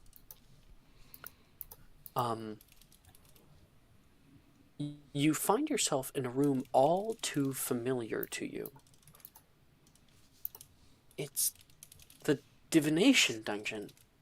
Of course, Zenner wouldn't know what this looks like. But this place is visibly Jess is new. back. And oh, hi Jess. We poured the thing into the memory in. Gotcha. Okay. But visibly new and lit by a warm candlelight. Above you, an old snake skeleton is held on the ceiling, and drawings of divining tools line the walls. You see an old man sitting at the front of an empty classroom. For a little bit more of a description, I guess, for Zenner, this classroom is set up as similar to your history and magic class. It's sort of like an amphitheater. There is kind of steps that lead down with one main row of one main walkway that leads down to like a teacher's stage with a big desk on it. So this old man is sitting on that desk. He has piercing green eyes, an emerald locket, and a long white beard adorn his face. It looks late at night. The classroom is empty. He looks entirely focused on what is in front of him, writing down, when a voice, another voice, breaks the silence. "Good evening, Archmage." The man breaks his focus and looks up, and you see, conjuring into the space, a new person. A man, probably in his 20s, early 20s or so. The older man at the teacher's desk looks up. "Mr. Sylvestris, thou shouldst be in bed." "Alas, here I am, Master Slytherin," he says in retort, coming down closer and closer toward what is now known as Salazar Slytherin. Hear a few of you guys probably murmur, the NPCs in the back do. "Must you cost me yet another year of losses at the hands of my peers?"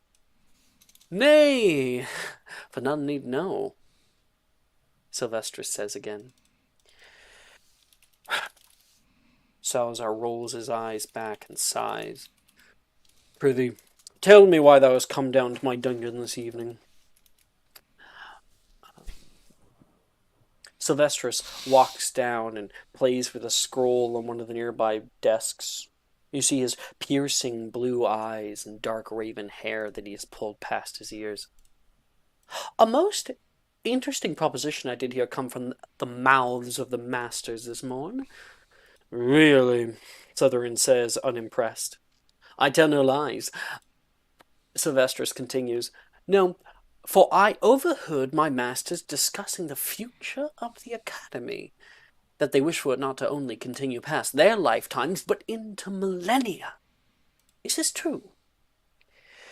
"You say it, and it is so," Salazar says in an annoyed tone. "And yet no institution, structure, or learnings has yet truly stood the test of such time."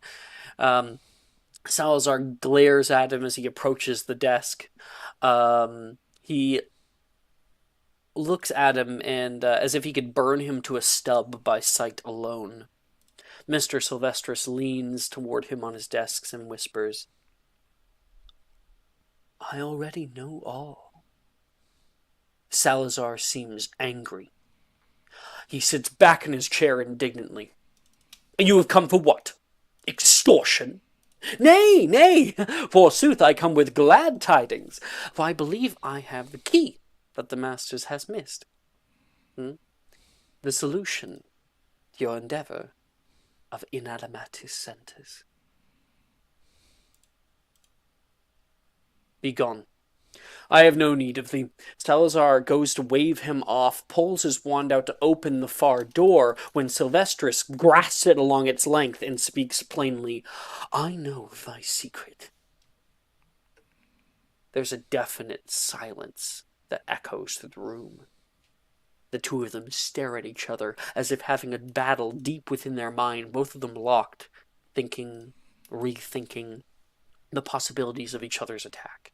After what feels like an eternity, Sylvestris releases the wand and speaks slowly, as if trying not to set Salazar off. "The bowels. How you hidden secret, the offspring of your familiar, under the guise of your construction beneath the lake. How the many-membered thing that you used to guard it actually guards much more than either of the masters have yet known. What wilt thou do?" "I wilt offer mine eye to you, master, in exchange for my silence and your favor." "Favor?" "I have mine eye set on much more than this castle, a land to the south." "What? That barbarous filth?" he says. "No, think not on it. I only seek the liberation of our people. Do we have an accord?" He puts a hand forward. Salazar sits there for a while, looking at it. He looks up at the skeleton on the ceiling before standing up instead of taking his hand. "You spoke of a key. Forsooth, I have. Sylvestris pulls out a long scroll out of his bag that glows with that same yellow light you saw that night. Each master has brought forth a powerful artifact to achieve Sentis, yet there has been a singular flaw in the design. He unfurls it on the table, and all of you can, except for Morgan, look forward and look down at this scroll and how it looks. I do have an image. Let's go. Let's go. We have an image.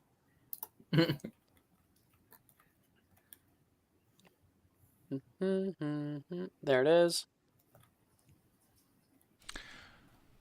Hey, Alex, can Nolan normally see this?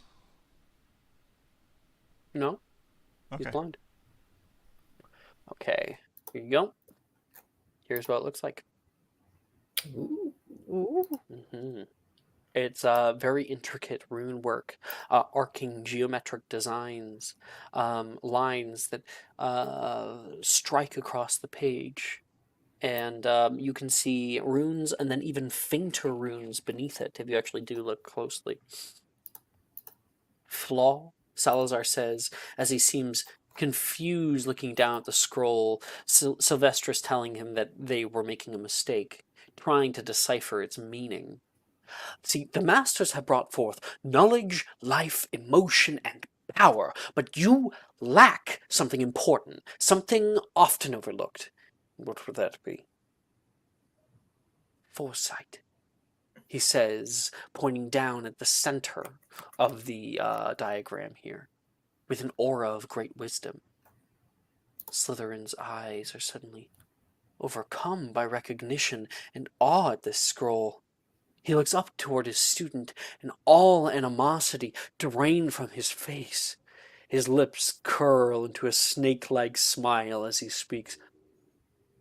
Welcome, then, Architect Sylvestris.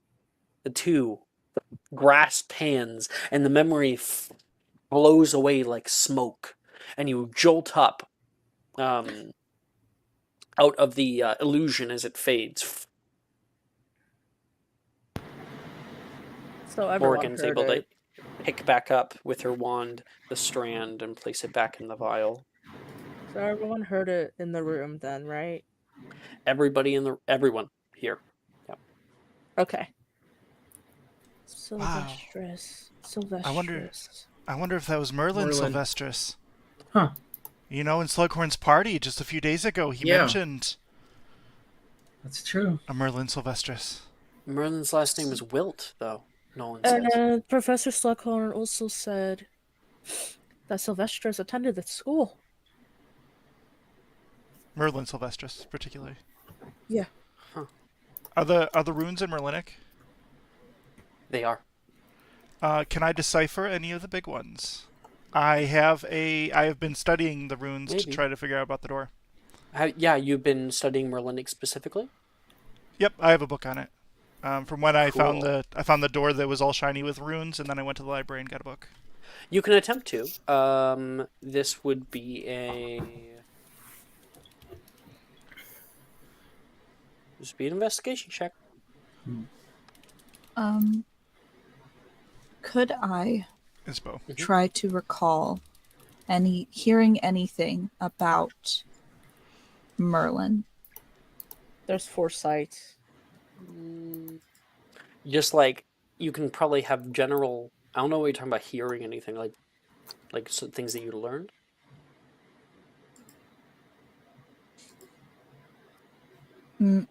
I'll come back to the question. Hold on. Okay. Will? I do has a 22 on my investigation check. All right. Is there anything else that we want to talk about what just happened before we move on to that? Salazar Slytherin. Wasn't expecting to see him, of all people. Well, we did find the memory in his secret dungeon classroom. And apparently there's something under the lake. Yeah. The Bowels. offspring? I heard something about bowels and possibly hiding something underneath. Makes me curious about it even more, if anything. Should we take a dip under the lake sometime to see No, if we can see anything? there's another spot too that I was also doing a little bit of snooping around.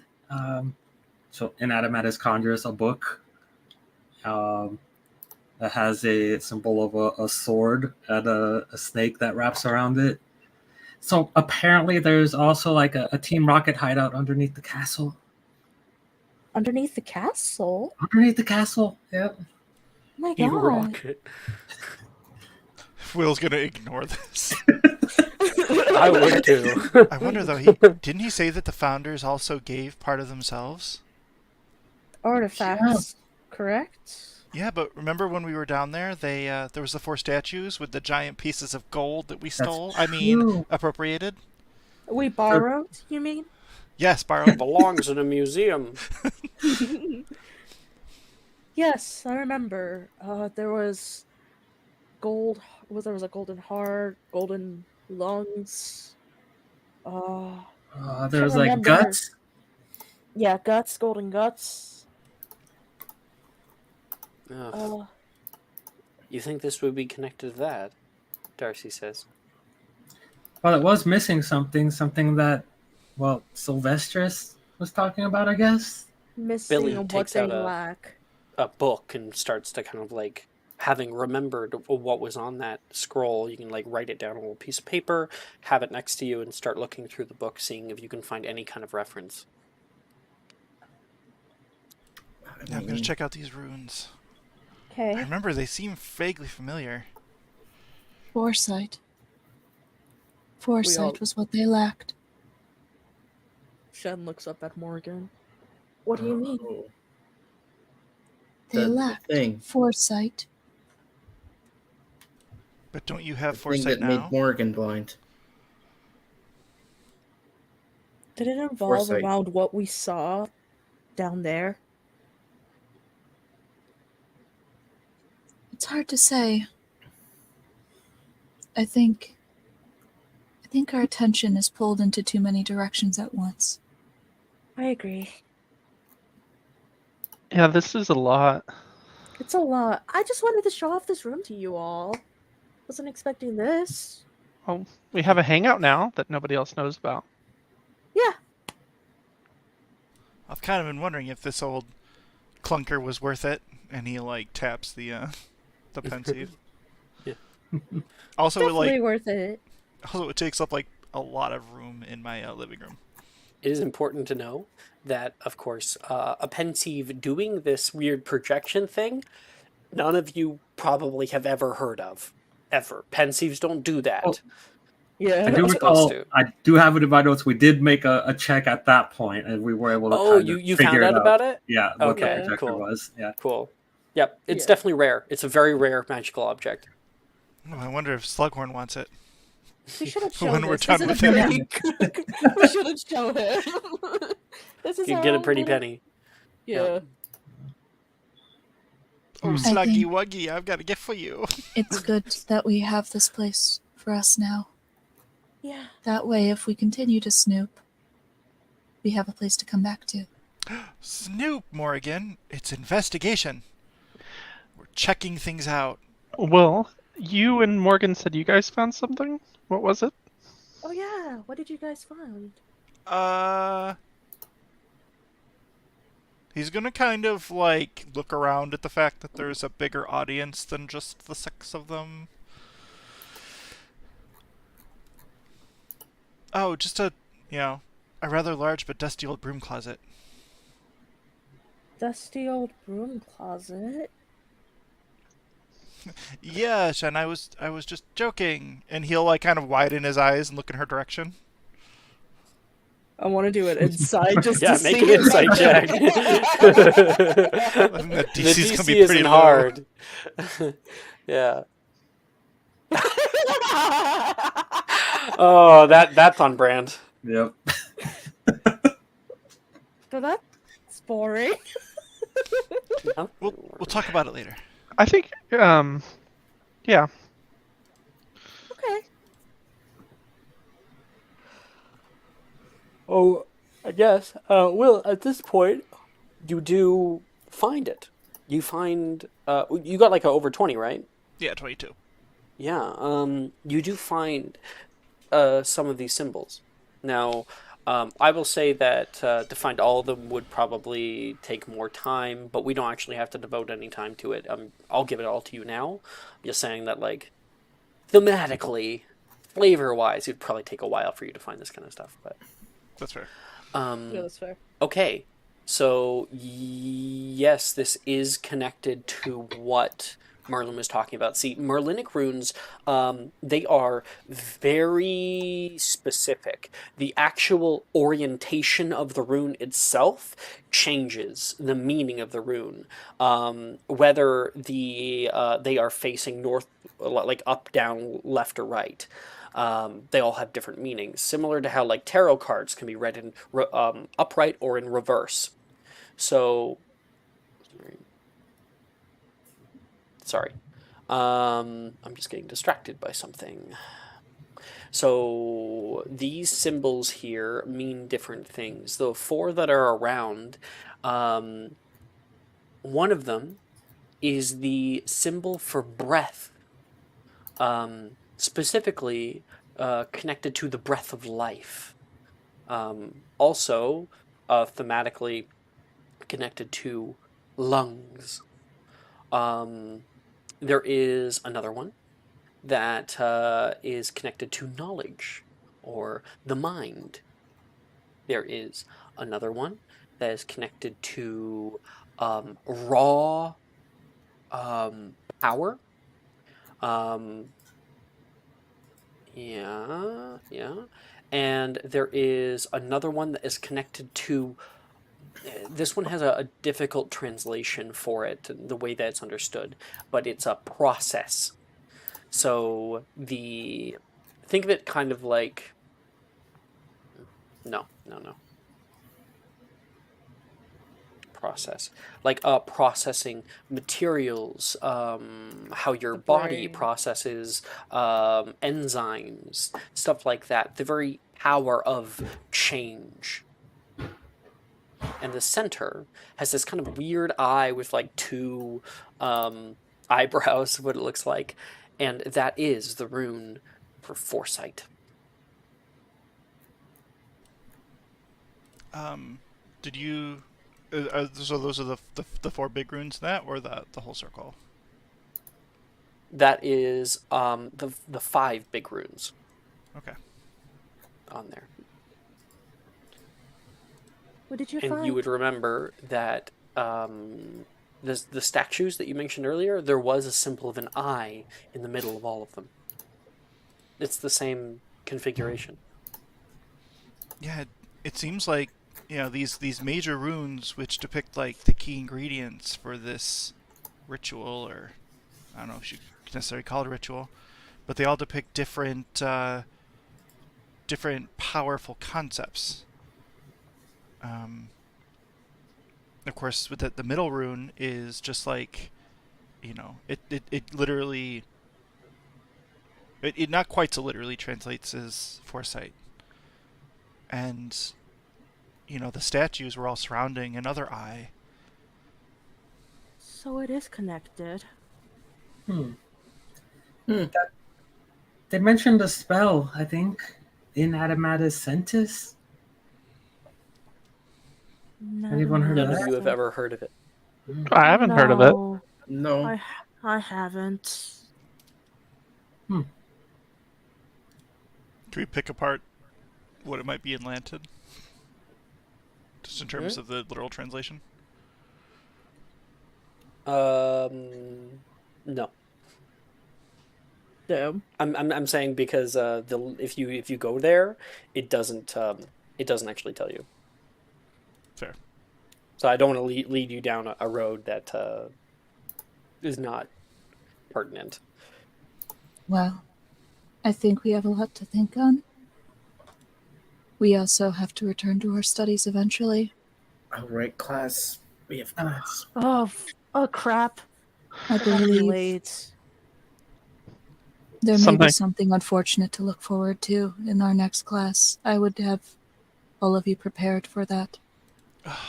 Oh No one wants to no. listen to Ernisia complain to Delilah about whatever their secret is. Yeah, No. I'd That's rather. a nice shot, by the Alicia's way, fine. Callista. It's just personal. She'll be fine. Can we stupefy her again? Jess, you were talking. Please don't. Oh, no. I was not talking about that. That is just... I have no understanding of why that is occurring.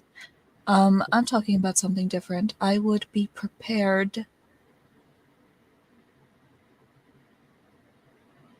And she tries to give a knowing look, but then realizes that her eyes are covered, and then she's like, forget it. And then she walks out. Prepare for what?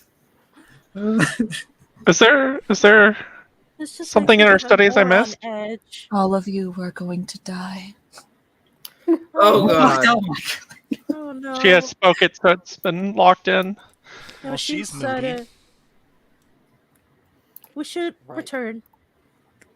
The next class is Defense Against the Dark Arts. You get in there just as the bell is going off. Ooh, ooh. Professor Rojas is at the front. She has behind her a row of like training dummies set on wheels. I guess I'll get a quick picture of them. DADA training dummy images. Yeah, there's this one. There we go. That's what I'm talking about. They look like this. Sending now. Ta-da. These things, they're kind of like wooden. Yeah. So they're all like in a row behind her, and she's currently talking, so you guys are like coming up. Last year, I might have gone easy on you. She doesn't notice you guys come in. But this year, I expect much, much more. We've learned plenty and practiced lots, but how much have you really retained from your defensive training? Pop quiz, she says, putting her arms out, and all of the training dummies wheel to surround everybody in a big circle. People push forward. In front of you each are practice dummies. They will only yield to the spell that answers the question I give you. You have to be quick, light on your feet, and thinking. Oh fuck! I forgot about this. Be quick. Wouldn't want it getting a turn. Go! And she's going to flick her wand toward the back, and we're going to get hot licorice going. Hot licorice. I forgot about this completely. Zinner is so stressed out. Okay. I am stressed out. Doesn't have to impact your grade or anything, but it. So I sent you guys hot licorice. I highly recommend right-clicking and looping it. A lot of fun to listen to in the background. What this is going to be is she's going to give you guys either a description or a little riddle that's going to be answered by a spell. The spell is the answer. So, you know, it might be she's talking about somebody going down and falling unconscious. Maybe she's talking about stupefy, right? And you guys are then going to attempt stupefy if you think that's the answer. How it's going to work is that when I give my description, I give 45 seconds, I believe.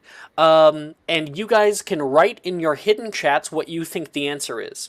At the end of the 45 seconds, I say what the answer is, and we see who got it right, who got it wrong. For those of you who got it right, you get to actually attempt that spell. So we might get a lot of attempts in this class. If you get it wrong, you get a little harmless zap from the training dummy. All right. Let's give it a go. I'm going to get my timer out. Timer. Boom. 45 seconds. Oh, by the way, it is important to state, because, you know, these spells are worded weirdly. If you aren't sure how to spell the spell, just send me whatever you got. It doesn't matter how horrible the spelling is. Like, I'll get what you're trying to spell, right? And if you were thinking of the correct spell, I'll give you the point. Okay? Everyone ready? I guess. No. But I'll take it anyway. Okay, 5, 4, 3, 2, 1. Our very first spell. I'm going to roll me a little d12 because I got a bunch of possible questions to ask. Ooh, okay. I blast searing light at my target and work best on a specific magical beast. Oh, I know Go. this.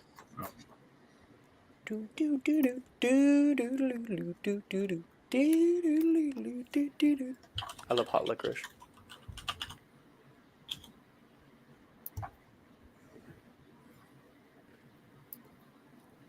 Oh, good. It's only negative 26 now.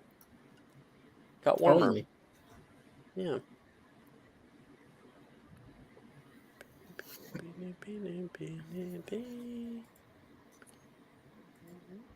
"15 seconds. I think Zenner's the only one who doesn't have 10. Just send whatever you got. 5, 4, 3, 2, 1. Ding, ding, ding, ding. All right. Let's see. Good job.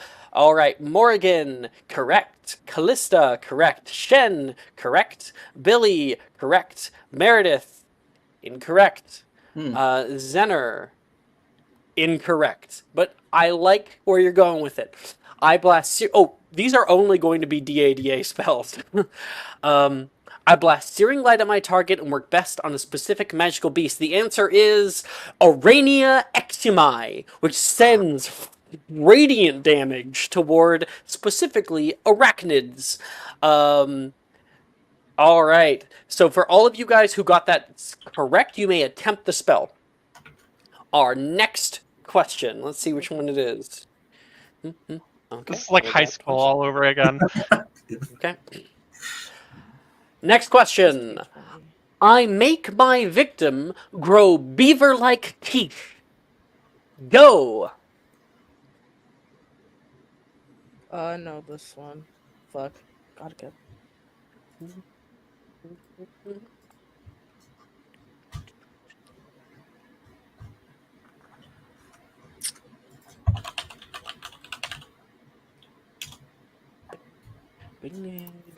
Ding, 20 seconds. The music really adds to this. Absolutely. It's fucking the best. I just want to mention I use YouTube Music for my main like music listening, and this song has been added to my playlist from the last time 5, we've done it. 4, 3, 2, 1. All right, let's see. It is a great song. Okay. So I make my victim grow beaver-like teeth. Morgan, correct. Callista, correct. Shen, correct. Billy, correct. Meredith, correct. Zenner, correct. Everyone got it correctly. The answer was Densagio. Hey. Yes. Densagio is a really cool spell. It was used in the books, specifically on Hermione, because one year she comes back and her teeth are perfect. And they're like, Hermione, how'd you do that? And she got attacked, I think it was by Draco, casting Densagio at her, making her teeth grow incredibly long. It doesn't go back. She had to go to the hospital wing, and Pomfrey knows the teeth lengthening and shortening spell, and so she was doing this. Got an And actuary on that. Hermione just was like, made her make her teeth all perfect. Kind of funny. I got a nat 20 on the spell, if that matters. No, absolutely. Let's look at your grade here, see if I can give you something. Was that Zenner who said that? Oh, no, Meredith. No, that's Meredith. Sorry. Yeah, I'll give you a no. And then we'll give 5 points to Slytherin. 30. Okay, now we have 6 questions total. So that was the second question. Let's see our third question. Which one is it? Show me. Ooh, okay. All right. This one's... All right. Let's make it a little bit harder here. Wake up, sleepyhead. A bit of smoke, and you're good to get up and jump. Go. Wake up, sleepyhead. A bit of smoke, and you're good to get up and jump. 30 seconds.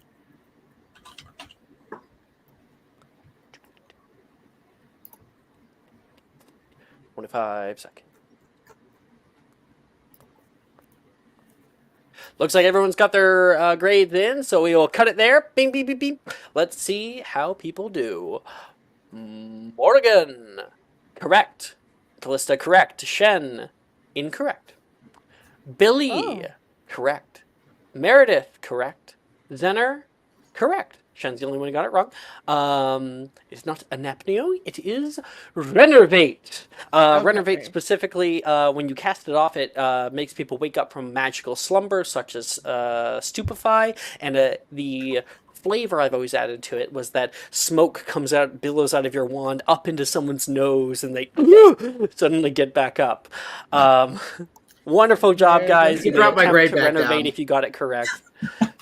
The nat one. Oh my god. You brought my that grade one. back down. Who got you're I going did. back down?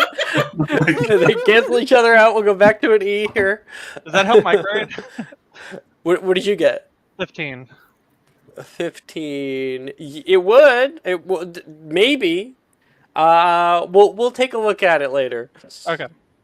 Okay. Okay. So that is our third question. On to the fourth. Let's see. I'm rolling my D12. 5. Okay. Ooh, this one's a little bit harder. These dudes are dummies. Pointing toward the training dummies. Make them feel like it too. Go. Oh, I remember this. These fucking dudes are year dummies. before. Make them feel like it too.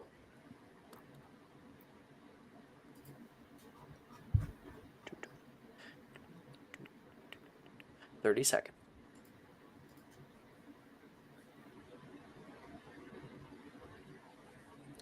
I remember this because every other time we've had this 20. effing question, I've gotten it wrong. Yes, same. No idea. I literally have no idea. The harder one. It is definitely a harder one. 10 seconds. It's Jordan's favorite spell. That doesn't Weirdly. help me. 3, I can't answer. I have 2, 1. Send whatever you got. question. Send whatever you got there, Meredith. I have nothing. So I'm Okay, sending that's nothing. fine. Morgan, correct. Callista, correct. Shen, correct. Billy, correct this time. Meredith, incorrect. You said nothing. A little zap toward you. Zener, close. No dice, though.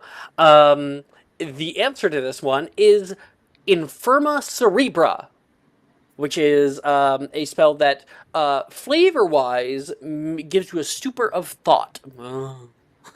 And is a useful spell because I think it adds like a d4 or something to hit people. Okay. And we have our last question. I'm going to roll my... Go! Oh, 9. Okay. Oh, this one's hard. Hey, let go of that. Careful, I'll lash you. Go.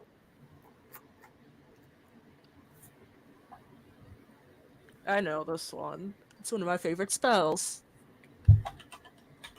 Also, how dare you malign Jordan, Alex? His favorite spell is not Infirma Cerebra, it's definitely Legilimens. True. That is true. That is true. All mind-altering effects, but still. Okay, we got 15 seconds. Waiting on Zener. 10, 9, 8, 7, I'm 6, just guessing. I 5, have no clue. 4, 3, 2, 1. Beep, beep, beep, beep. All right. Thank you everybody for playing. This is the final one. I wanna commend everybody for doing this little pop quiz. I know that it is easier for the people who are in multiple games. Of course, this entire adventure is designed not necessarily for people to play it multiple times. When I started this campaign, I never thought that people would actually jump in and play the game again. So the answer here for the "Hey, let go of that, careful, I'll lash you" is relatio. Let's see who got it right. Morgan, correct. Callista, correct. Shen, correct. Billy, correct. Meredith, correct. Zener, Incorrect. Very, very good job, everyone. Pat on the back, everybody. Pat on the back. And I will give an inspiration to anyone who has not done this before. So that would definitely be Kat. Meredith. Kat, you've never done this, right? It's No. Kat and Dylan. Kat and Dylan, you guys got inspiration for being awesome. Woohoo! Okay. Good try, everybody. And you may attempt Relatio if you wish. Relatio is super useful. Relatio is a spell that... So, like, you know how Accio pulls objects toward you, right? Mhm. You can't pull an object that is being restrained by somebody. You would need Relatio, which makes someone release their grip on whatever they're holding and kind of pulls it toward you. It's game changer, honestly. Game changer, yeah. On top of that, if like a creature, even like a magical creature, ever like had you in their clutches and like grappled you, you can use Relatio to get them to release their grip. So, all right. I'll turn off the hot licorice song there. Great job, everybody. That is our 6 stuff. I actually have 12 questions total, so I do have like more questions kicking around. Hey, Alex. Mm-hmm. Were we supposed to do 6? Yeah. Did I miss one? We only did 5. That was 5. Let's do one more then. Let's fucking do one more. Oh no, my anxiety. Great job, everyone. There's still a chance to F it up. Oh, great. No, I'm so happy I rolled a 12. I'm so happy I rolled a 12. Only one more left, everybody. One more. This one's a little silly. Iggly bibbly, your fingers I will make nimbly wumbly. Go! I remember. Oh, I remember. Iggly bibbly, your fingers I will make nimbly wumbly.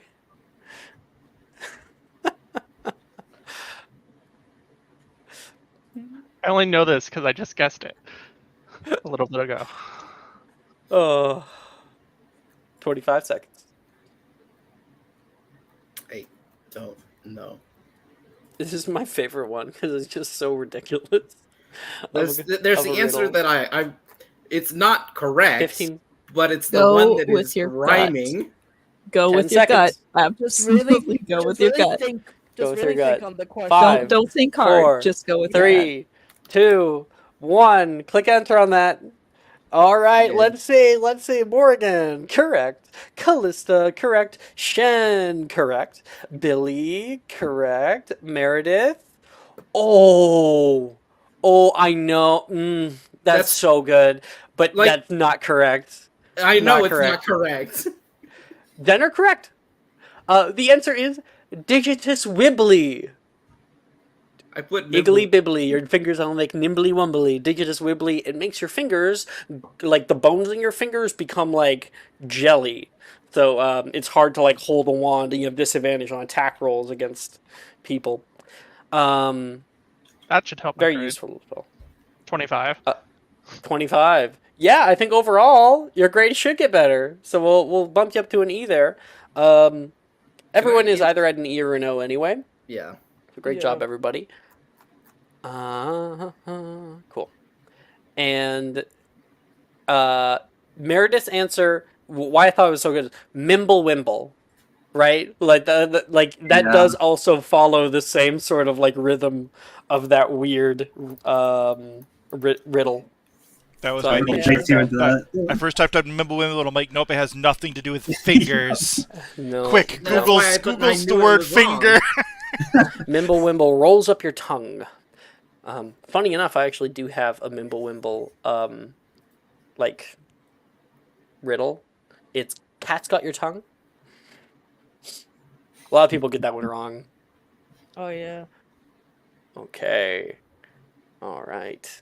And that'll be the end of our D&D class. The class kind of ends as Roja says, "Thank you everybody for participating today." She flicks her wand, and all of the dummies who have kept being like hit by these spells pulled back. Other people zapped. Everybody looks exhausted.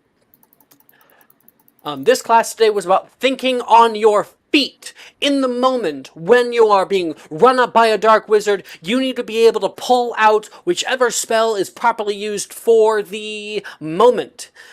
Thinking on your feet is important. If you did bad this class quiz, do not worry. It will not affect your grade, but I do recommend thinking on it.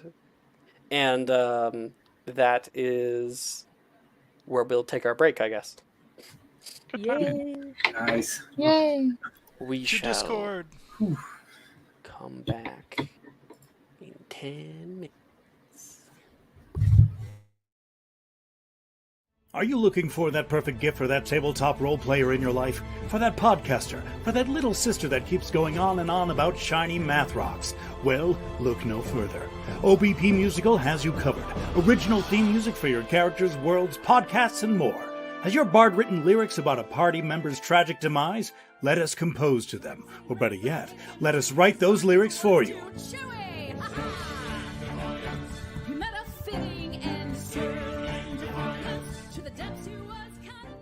But the goodness, no, greatness, doesn't stop there. How would you like a cast member of Les Miserables, Disney, or Come From Away to sing your pieces? Oh, you bet you would. Fully orchestrated cinematic pieces. Pieces like this. Who'd rise to meet the call, who'd fiercely face the danger, be a hero to them all. For the hordes of people we have 8 vocalists, 7 composers, 2 lyricists, and an admin team ready to take your request. For as low as $60 US, you can get your own musical theme. OBP Musical, making fantasy a reality.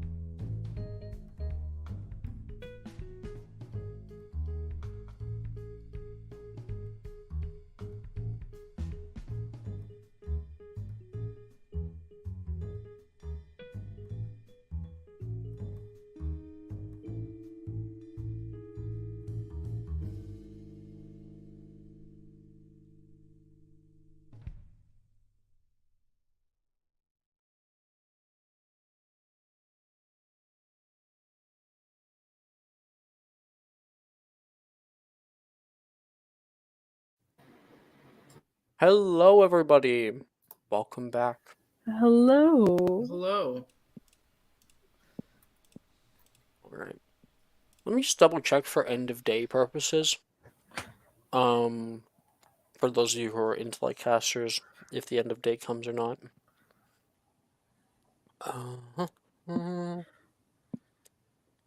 Where is it? It should be in reference. Class schedule, there it is. 3rd year. No, it doesn't. We're still on Monday. Looks Damn. like. Yeah. All right. So we've got charms. You know what? After charms there is EOD, so I'll put that on my notes.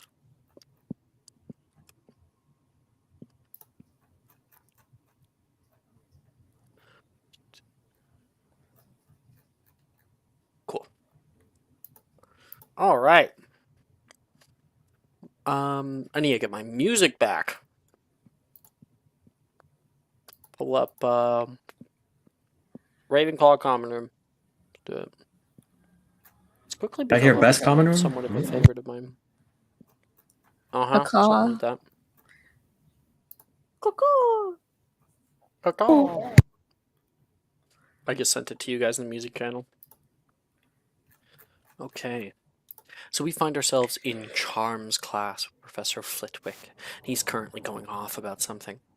With practice, even simple spells can be augmented to reach new, greater heights. Can anyone name a spell that has a more powerful counterpart? Hand. Hand. And Oh, that was directly on par, you and Mike. So we will get a. I'll say The last Mike, high or time low. we did rollies. I Hi. lost. Do you want to do rollies? No. The last time we did high or low, I lost. Go ahead. No, okay. Mike, high or low? Hi. High it is. Well, you get the D4. History of magic checks. You still get advantage. Shoot. I know. What was the question I again? know I do. I just wanted the T4. 27. Yeah. 15. Yeah, no. A few different hands go up. I don't know why looking around the I'm such a room. baby when it comes to that. You are such a baby. Miss I used to be Ketto. so. Lumos. Indeed. You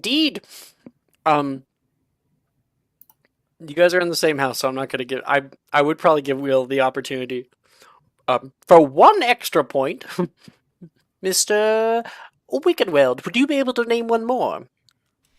Protego Maxima? Indeed, very good.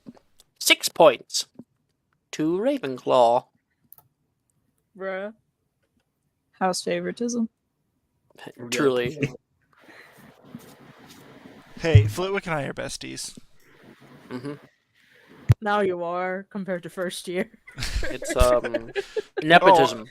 I still quote unquote accidentally prank him all the time, but Today, I am going to test your mettle with a trial of skill. Let's see how many of you have been paying attention. Professor Flitwick flicks his wand and lights it with light, and then draws it back and flicks again. Lumos Maxima, he says clearly, and a bright orb of white light shoots into the air and hovers as a globe in the ceiling. Maxima spells are particularly tricky to cast, so I estimate that only about 20% of the class will be able to achieve this little feat. Nevertheless, prove me wrong. Show me what those minds of yours can do. And everybody will attempt Lumos Maxima. okay. Okay. It's one of the last forced spells, actually, in the entire game. No. Oh my Oh, god, damn. Billy! Oh, Billy! Oh, fair. Holy We shit. need to fix the balance.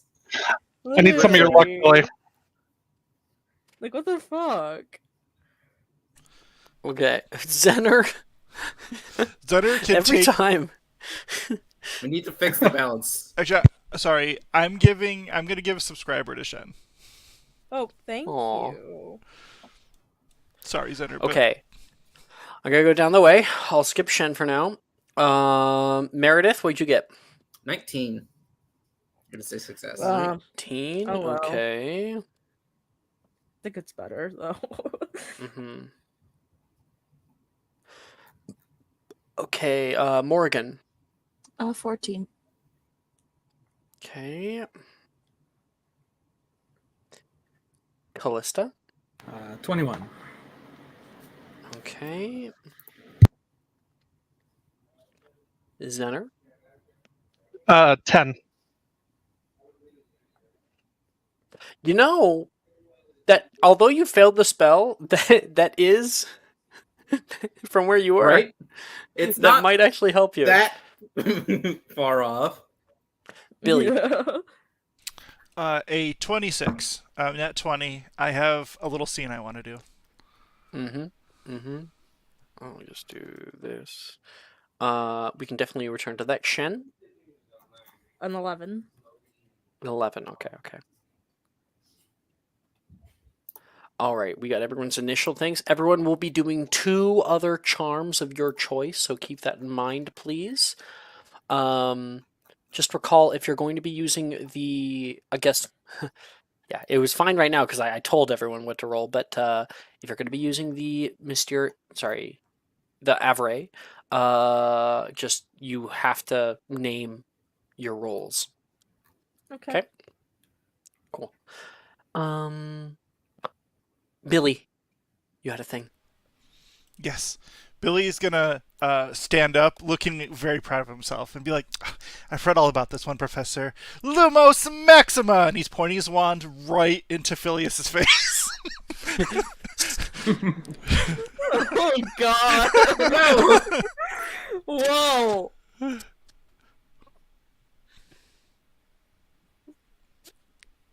Can't hear Bro, you at so all, pitiful, Alex. we I'm so can't sorry. hear you. Can't hear you at all.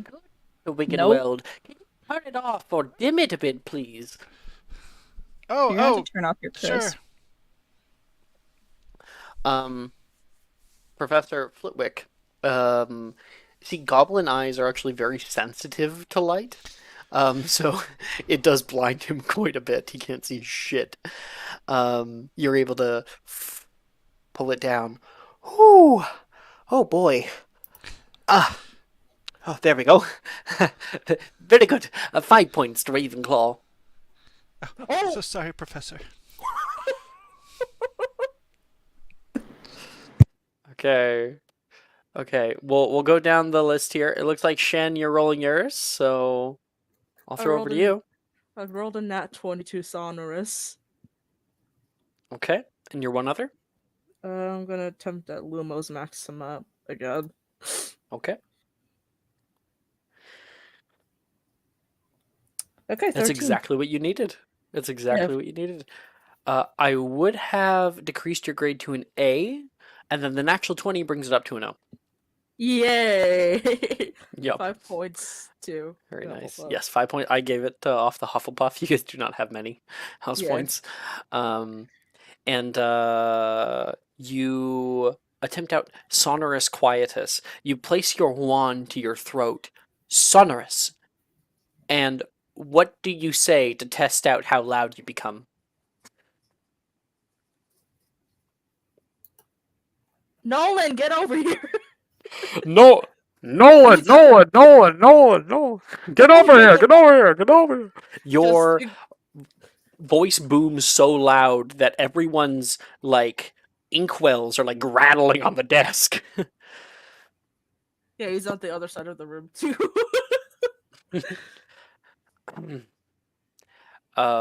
Everyone kind of like blinches at the sound because it's so loud.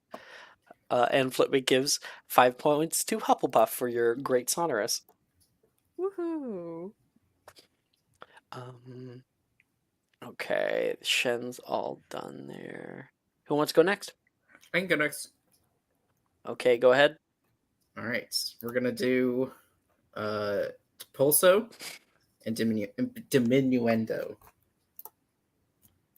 So attempt Pulso.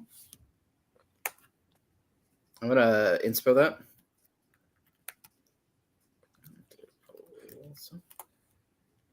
That is a unnatural 20 on Pulso. Nice. And then Diminuendo. No, not impedimento. Huh? Just put DIM. Try it again. DIM. Just put DIM. Okay.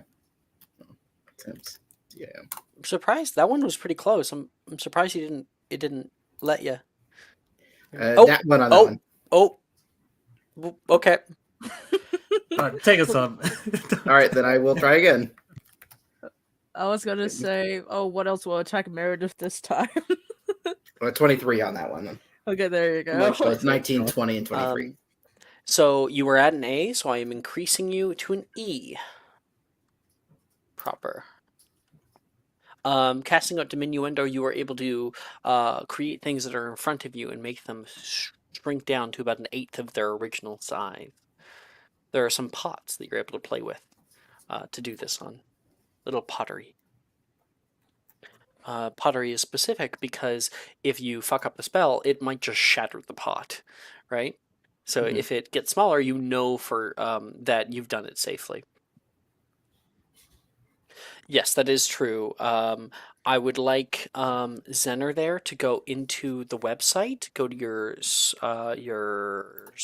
spell list, and click the edit button. Go down to Protego and put it back by 1. Yeah, I'll do that. Yeah, sorry about that. I was just assuming all the blue spells were charms, but that's not true. 1 moment, please.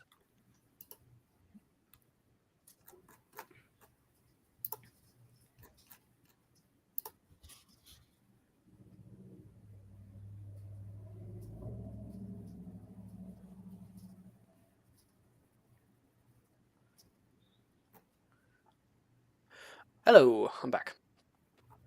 Okay. Where were we? Right. So you had done that Diminuendo. Just talking to Zener. That's Meredith. Good job. Your grade has increased. Morrigan. Are you ready? Okay, I'll come back. Zener. Thought you were doing yours. Do you know the spell you're going to attempt just instead? rolling, sorry. Yeah, I attempted Lumos Maximum twice. I got a 15 on the first one, a 12 on the second.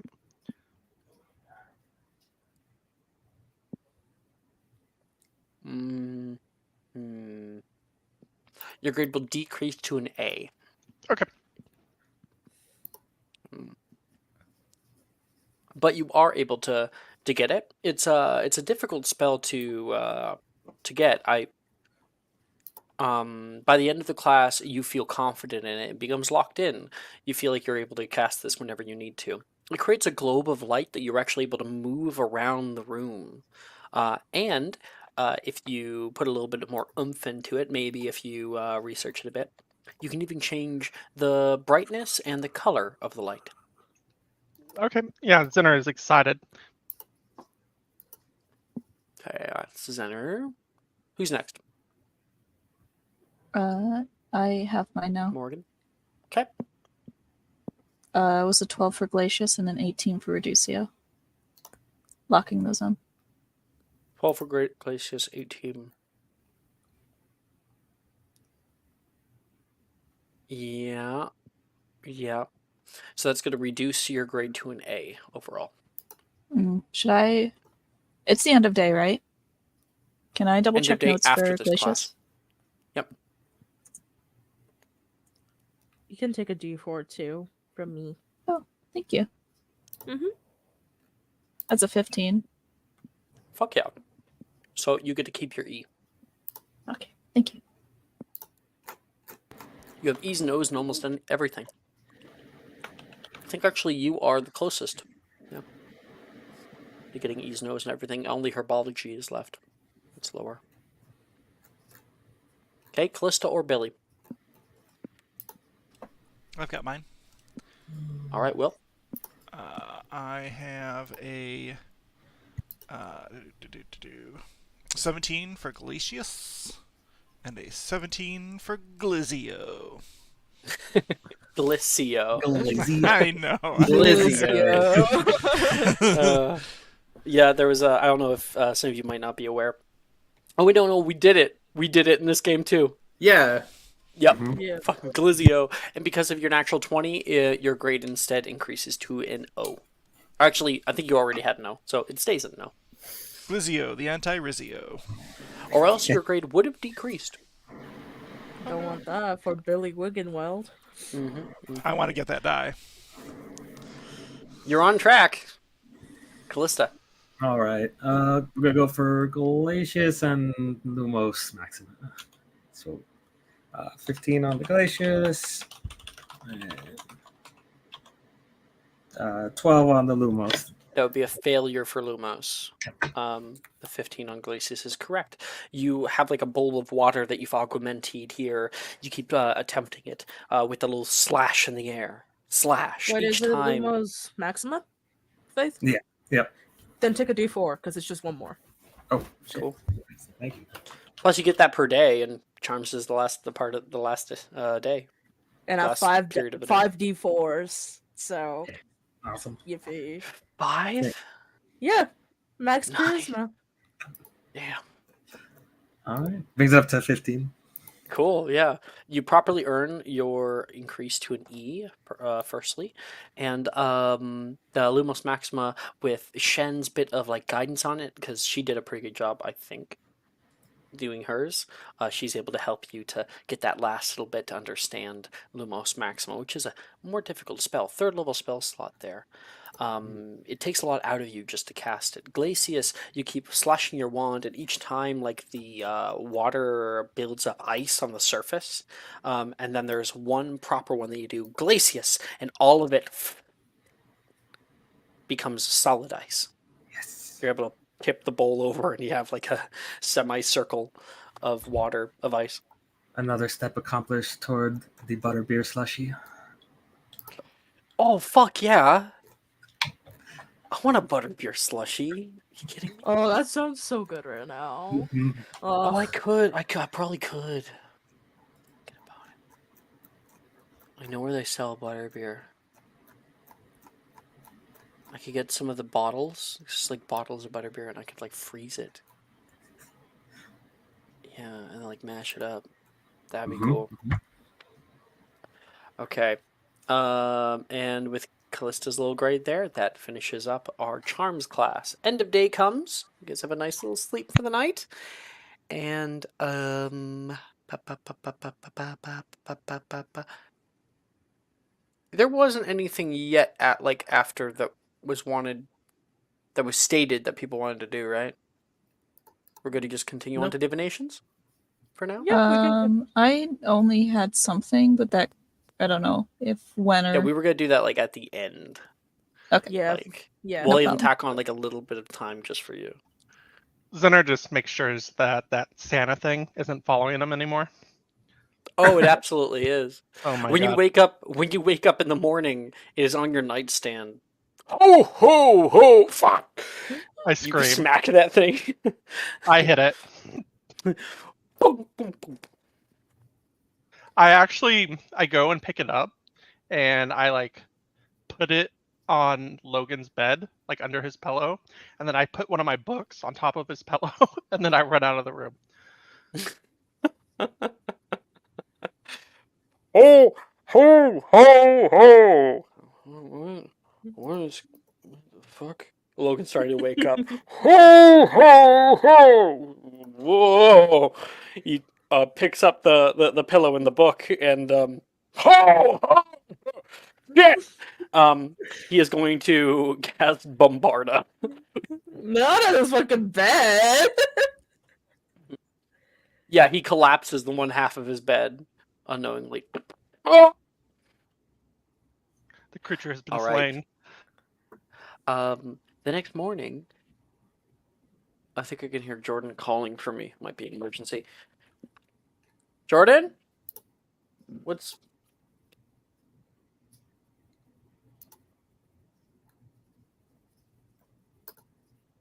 Never mind, not yelling at me. Okay. Probably just the kids. Being kids. Your house is a Okay. Chuck E. Cheese? Some days. The joke being where a kid can be a kid. Sorry, everyone. It's even more confusing when the mouse shows up. Yeah. I'm Mickey Mouse, specifically from Steamboat Willie. Legally distinct. Legally distinct. From Mickey Mouse Clubhouse, which I have no affiliation to. Okay. We cut into divinations class. Let's see who's in that class. Callista, Zener, and Billy are not. Morgan, Meredith, Shen are. Okay. I can't fill a class if I don't take it. Oh, To be fair, But though, you do take ancient runes. That happens at the same time. to be fair, in divination, like it's kind of an anti-bell curve.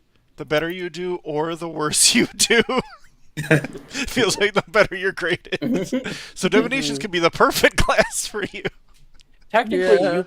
you can argue that like I don't want to make a divinations roll. Let me just make a deception roll, and you could do that. That's really funny. Mm-hmm. Well, because in the books, a little fun, another little piece of lore. Harry and Ron were not doing well in divinations, and then Ron suddenly started getting good grades. Harry was like, "How are you doing this?" And he's like, "Dude, I just write that I'm gonna die." And like that's what I'm seeing on the tarot cards and like the crystal balls and stuff. I'm just talking about like the terrible ways I'm going to die, and she keeps giving me good grades. So, Oh god. let's keep going with that. and then Harry was like, "Fuck yeah, let's work on that together." And they wrote essays about the terrible things that are going to happen to them. They'll fall down the stairs. Someone's gonna break their heart. They're gonna fall into a large pit. She ate it up. Okay. Right now, Professor Trelawney is giving a class on tarot. The major arcana is a window into fate. The Fool's Journey is a very real allegory for our lives. Each card shows a path, ever branching and intersecting among the stars. In our lives, we change and encounter others that may help us on our path. The Empress, the Hierophant, the Magician. These are all the Fool, and who the Fool encounters, we will experience much. And the major arcana shows us who we are and who we are meant to be. You are all paired up in class with people that you would like to be with, and you will be giving tarot card readings to your fellow person. Morgan is up there at the back, sitting across from Wilfred, who's like looking through the deck right now. Hey, Morgan. Oh. Yes. You know what? Never mind. Were you about to ask me what something was?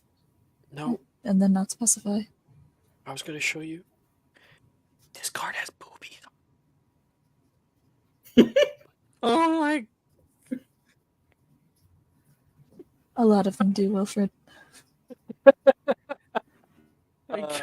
Third year. Adolescent boy. Okay, and then Meredith, are you with Gemma? Because she is in this class. Then yeah, Paul? it would be. All right. And then Shen. I don't know if Ren or Nolan's in this class. You want to be with Nolan? Yeah, that was the plan. Awesome. Cool. Just trying to figure it out. Okay. Of the tarot, cards may be pulled upright as a show of fortune, or be pulled in reverse as a sign of woe. And we're gonna get these groups together. Nolan looks toward. He doesn't look toward anything. Nolan turns toward Shen. He's shuffling his cards. You know, a lot of people don't believe in this stuff. They think that it's all in the wrist.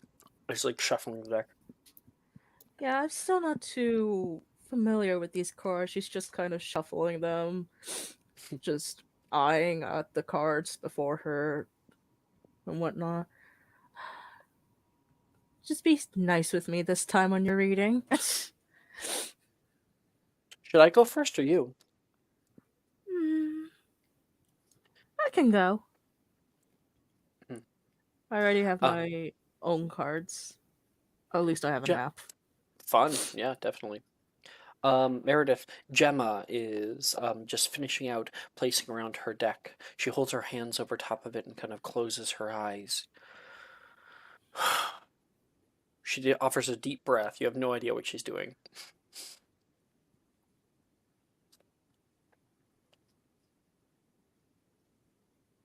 Meredith? Sorry, what's up? The internet cut out for a second. Oh, okay. Gemma has placed all of her cards out upright, has her hands over top of them, and is closing her eyes and taking a deep, deep breath. You're not sure what the fuck she's doing. What are you doing, Gemma? I am aligning my will with the cosmos. And you are interrupting right now. Okay, I'll shut up. You want to have a good reading, right? Of course I do. She opens up one eye. She'll probably be doing the same. Okay, I'll do the same. Sure. Early, I guess. Make me a divinations plus wisdom check. Divinations plus wisdom? That's correct. So it would be like if I was doing a wand attempt, it would be that number, Yes, right? 100%. Okay. Let's say plus 6. I don't know how I would do a roll. Just do average, I guess.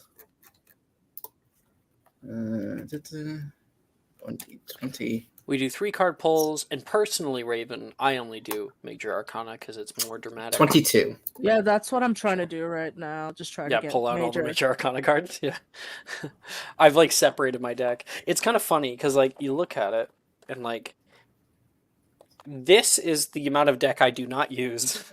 Yeah, compared to this is the amount of deck that I do use. Yeah, it's hard trying to pick it out. But you got time. I have a 22. Oh, I got an interesting pull. Oh shit! Ooh, that'll be exciting. You got 22. Mm-hmm. Okay, you close your eyes, trying to mimic what Gemma is doing. You find your thoughts kind of drift to many different things, to the future, to Gemma. You see her in your mind's eye. You see her walking around the school, talking with people. You see her turning and seeing you. You can see a smile on her face. You don't often get to see that smile. But when it does happen, you feel like you would do a lot to see it again. A lot of people misunderstand her. Maybe through this, you might be able to get a closer glimpse. Okay. Do I feel any pull towards any one card? Sort of. Gemma will finish. All right. Would you like to go first? Yeah, I'll go first. She smiles. Where do you want me to cut? Unless you have a tarot card deck of your own. I don't. Okay. Let's cut it just below the bottom. I mean, just below the medium, I should say. Okay. So about 2/3. Okay, bam. We're going to do 3 card spread. Past, present, and future. So you pull these 3 cards out. Let me get my little book out. This has great descriptions. So what's going to happen is I'm going to read off the card, and then you get to tell Gemma your interpretation of her past, her present, and her future. Past is first. Oh, the past is lovers reversed. Ooh. Let me see. I think I had it. I think I already have what Meredith will say. You know the meaning? Generally. I can read it out for you if you want. Yeah, go ahead. Okay. The Lovers Reversed warns of broken unions. A cycle of mutual desire and beneficence is broken, leaving one or all involved parties feeling incomplete, bereft. The card may also indicate that a partnership has stagnated, begun to fester without proper care and attention. That would be in her past. Your interpretation? I think Meredith's gonna pull the card and just kind of make a face and set it down. I think a lot of the people in your past have not been particularly good for you. This hasn't been a very nice time for you all the same.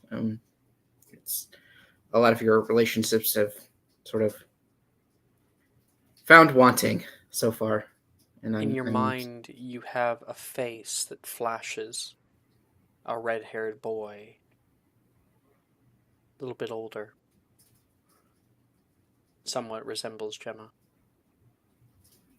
Maybe you don't have to have some of those relationships last, and some of them you should put some work into, maybe. Let's see what the next card says.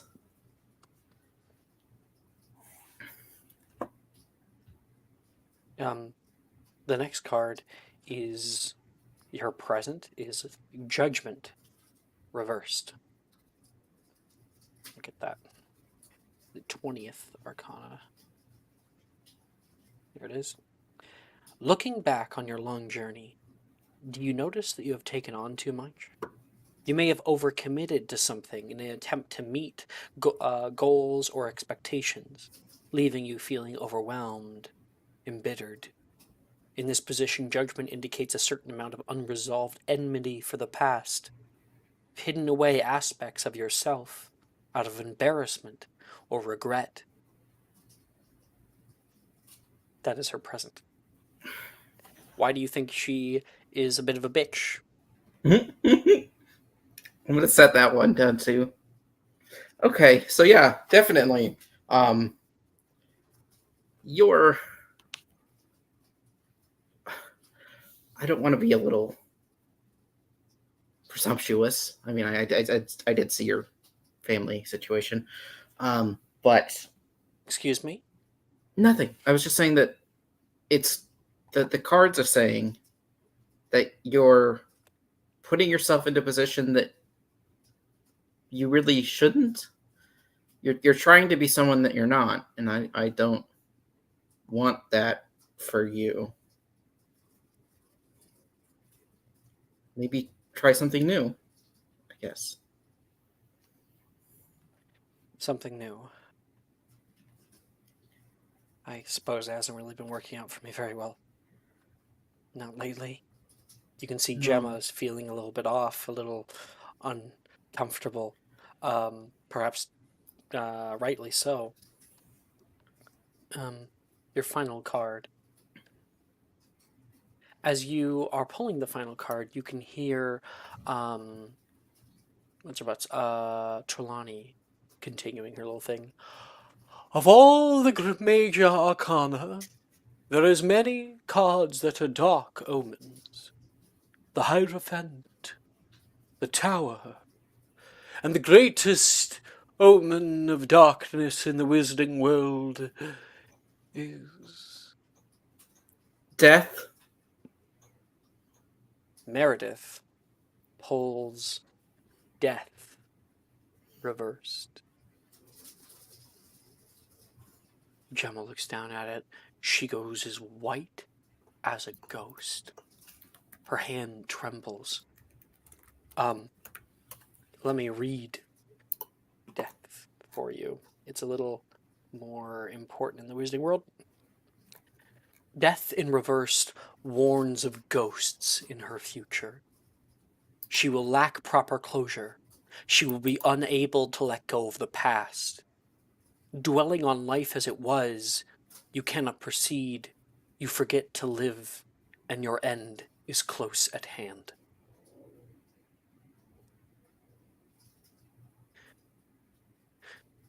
Trelawney turns over, noticing the tarot card on the table there. Gemma knows its significance, knows its size. You can see there's just silence for a little while. She suddenly gets up. You can hear the scratching of her chair on the floor, and she is going to grab her deck and throw it all to the floor. Stupid. She's going to leave. Gemma, I'm gonna run after her. I think Trelawney would definitely be calling out for her. Miss Drayton, please return to your seat. Do not leave now. She's scared she's gonna die, and you Professor? two leave out. What happens if all the cards are upright on the floor? Looks down at the ground. All of the cards have faced upright. Anything is immediately possible. I don't know if you heard that. Anything is immediately possible, Trelawney says, looking down at the deck laying on the ground as if she's just witnessed a great tragedy. You see, Gemma is a diviner. When a card is dropped out of hand from a deck, whenever you're pulling cards, it is in play, meaning it has a meaning within it.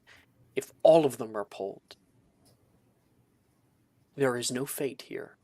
It can be anything soon to come. Whoo! All right. So she doesn't get to do your card there, but that was an amazing spread. Are you kidding me? Jesus. Yeah. Judgment as present. That is Gemma's present. Fuck. Yeah, I know. Oh, that was really good. I'm really good. lovers at the start. Okay, this Mhm. makes sense. And then in Judgment came out, I'm like, oh no. Certainly judgmental. Oh, Cat's just trying to do toxic lesbian shit. It's just happening. The cosmos is just fighting. Now you got hit with a swarm of tarot deck. Literally. Okay, I'm doing a new wash here. And we can do the next ones. So that's going to be Shen.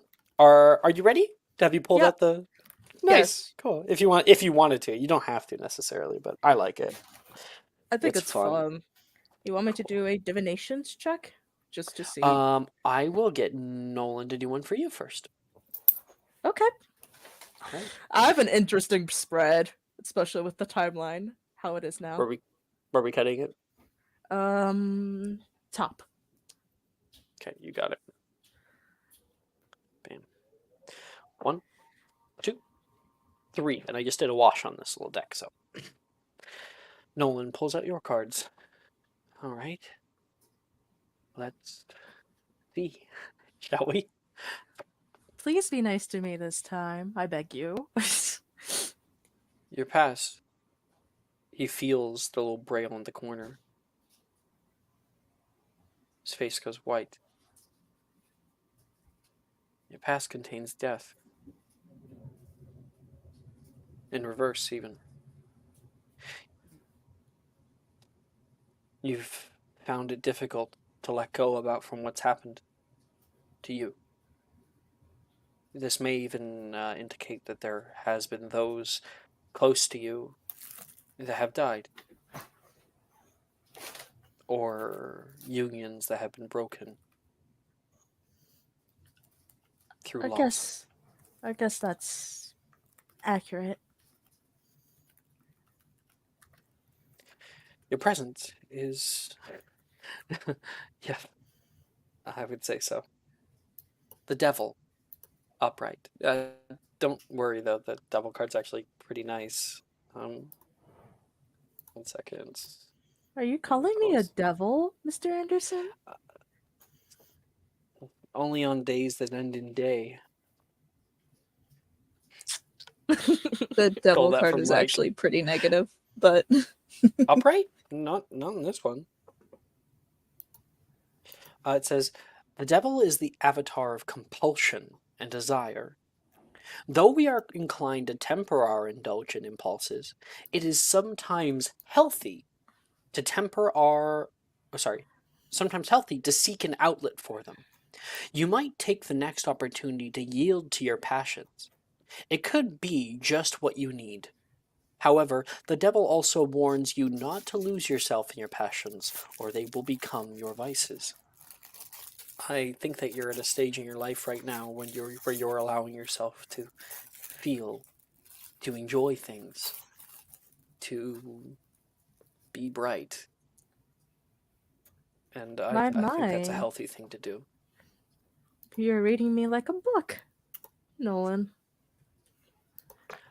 I would just hope that it doesn't become a problem, that you don't spend that time as a distraction from your past. Anyway, our future. Oh, your future is the lovers. Upright. Apparently, if you continue on your current path, you will be thrust into the path of another, or even multiple. The lovers represent mutual desire. They herald healthy partnerships, unions born of consent and enthusiasm. There's attraction of some kind, passionate exploration fueled by mutual curiosity. In this one, you'll be able to see apples. Presence of apples in this deck serves as a symbol of curiosity fulfilled and maturity grown into. The relationship can feel like paradise. All parties seem to be getting what they want and need. A healthy balance is struck between desire and promise, wishing and fulfillment. Not necessarily romantic, but whoever this person is that you'll be getting closer to, they already want to be close to you. I think that moment Shed would turn really bright red, even though no one can see it. He probably could feel the heat off of her. Like if this was an anime, you got like the heat like lines coming off you. Yeah.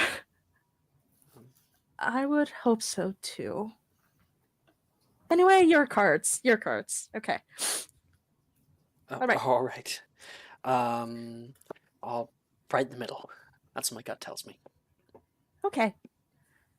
And do I do that divinations check? Absolutely. Okay.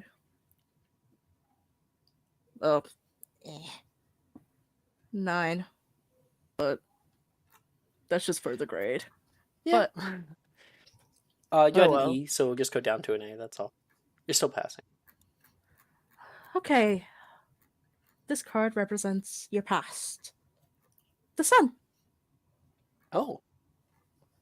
It represents success, radiance, and abundance. The sun gives you strength and tells you that no matter where you go or what you do, your positive and radiant energy will follow you and bring you happiness and joy.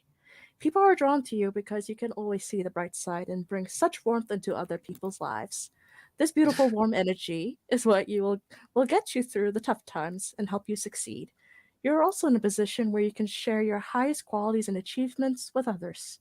Radiate who you are and what you stand for. Shine your love for those you care about. That at least that's what it says, and I think that's pretty accurate from how long. known you. Are we doing a reading for me or for you? For you. And I think it's really accurate, Anderson. I don't know. I don't know if I would describe myself as a son. You are to me. He gets red in the cheeks. All right. You're present to who you are today. Wheel of Fortune. Huh. Okay, let me get the description. Which for is the this. card that literally fucking designates this timeline. I call it the Wheel of Fate, but yeah. The Wheel of Fate reminds you that the wheel is always turning and life is in a state of constant change. If you're going through a difficult time, rest assured that it will get better from here. Good luck and good fortune will make their return in time. Similarly, if things are going well, know this too will change and life may return to normal soon. The cycle shows why it is so important to cherish the blissful moments in your life and make the most of them while they are within reach, because in a flash, they could be gone. This is the sun here. This is the Wheel of Fate or the Wheel of Fortune. Both very beautiful cards. What's the future? Unless you want to do any kind of more talking, we can move on to the future. Just means that things could change in a blink of an eye and things could get better. Or we'll go back to normal. You're always the optimist. And your future. And I think she would have accidentally dropped a card and Ooh. drop a card. And what shows is the tower. Oh shit! Damn. Upright or reverse? Upright. Okay. A beautiful card as well. I guess all cards matter, even if they fall out of your hand.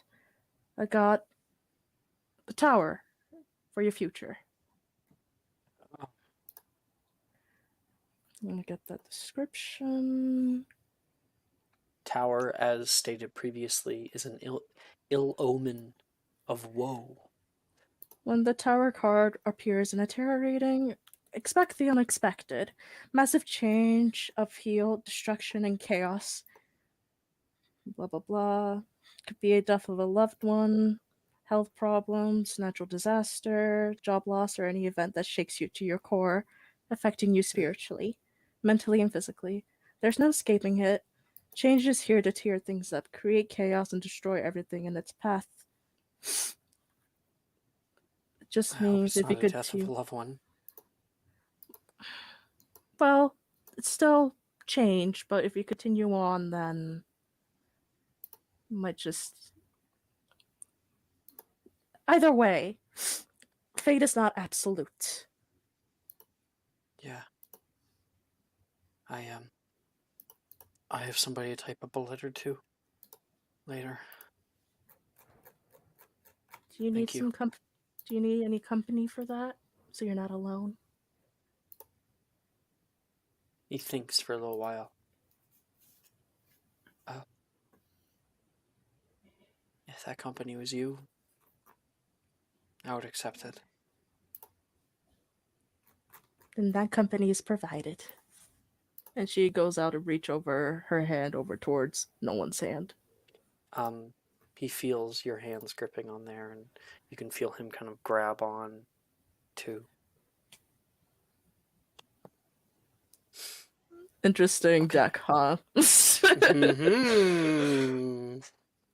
Fuck yeah. That's great. And then I guess we'll move on to our last two people, Morgan and Wilfred. Should I go first or you? I don't know. Which one? So many. Have you actually been doing your homework, or have you been lying? That's funny. Wilfred? I haven't been doing my homework. No. Why would I be doing my homework? I mean, you move on to the next year anyway. Grades don't matter unless you're in 5th or 7th year. I don't think that that is correct. I have heard of wizards getting kicked out. Yeah, for being douchebags, maybe. And then where do you go? Night bus? That'd be kind of cool. What Nomadic is a bus? lifestyle. You've never seen a bus before. No. Oh, right, yeah, shit, where you grew up. A big thing on wheels, kind of like a giant cart. It's a triple decker, and it's bigger on the inside. A lot of people stay there over multiple days, travel all around England. I think there might even be a French one that takes you all around Europe. Go to Why do Switzerland. you have to go to a bus? If you get kicked out of school. If I were kicked out, I'd just go home. I think he's got to think on that. You've brought up that his first reaction to being kicked out of school is to not return home, and I think that's a big thing for Wilfred. You or me? He tries to move on. I can go first. I imagine it would probably just be easier to get me out of the way. Huh? What do you mean? And she will. A lot of people just tend to find what I say upsetting. So. You I don't have want you to a think knack too much to on it.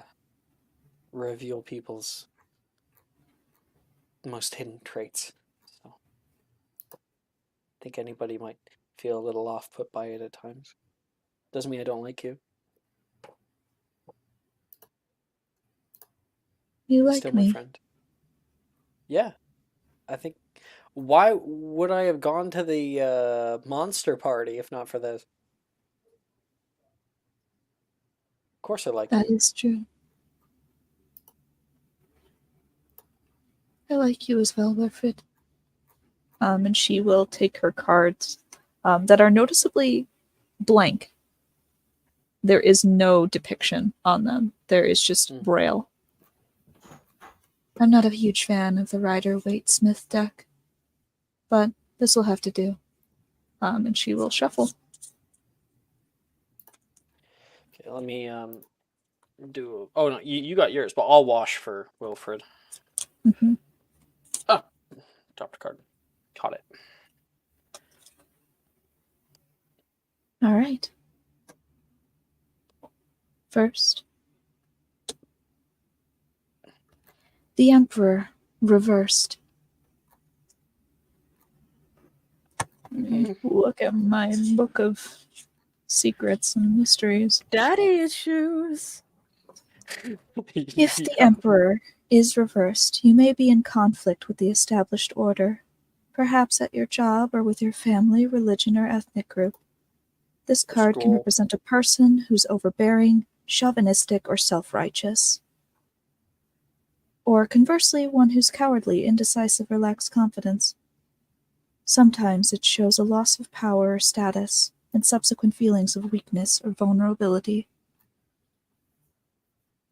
In your past, you have been conflicting with authority. You have felt weak compared. This person, probably a man, as depicted by the Emperor, is most likely self-righteous. Wow. So what's the next card? It's like you fucking hit the nail on the fucking head. He's scared. Yeah, he's like getting cold sweats right now. Your present. The Fool, reversed. If the Fool is reversed, you may feel restless and bored, eager to try something new, but now's probably not the right time to act.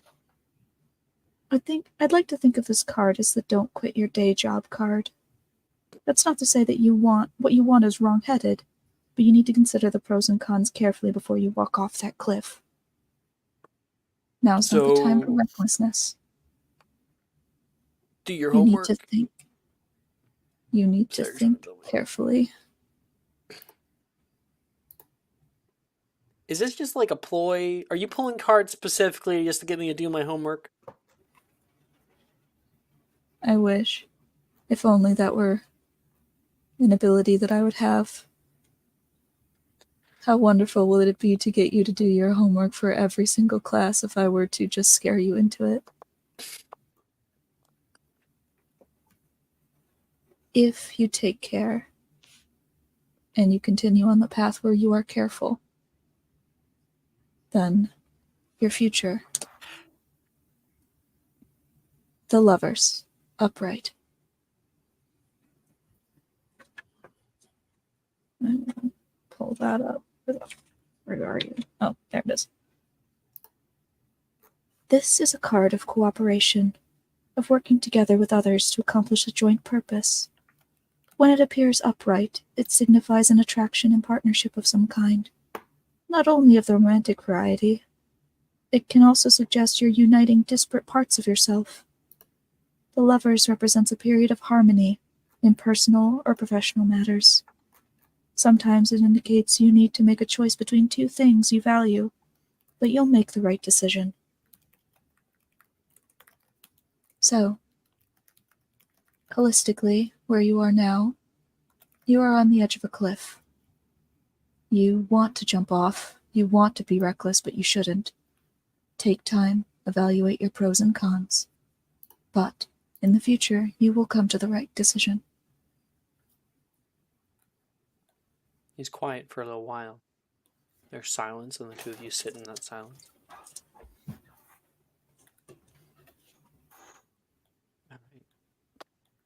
You are a lot more I than the believe sum you. of your parts, Wilfred. Thanks. Where should I cut the deck? The bottom.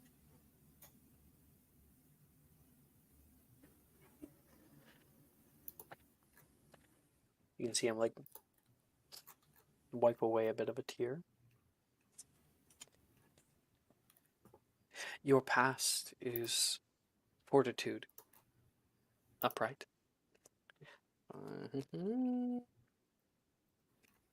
Fortitude is the representative of courage, and there is no courage without fear. This card indicates that you have found a healthy measure of patience for yourself. This is a reminder to acknowledge your shortcomings and all the anxieties that accompany them, and then work your way forward. The lotus flower in this, I'll show you it off, represents the way that strength is cultivated, out of the mud and through the water. A beautiful flower arises. You have pushed yourself. You've already grown so far. Just coming here, being with us, has been a big change for you, and you've grown stronger.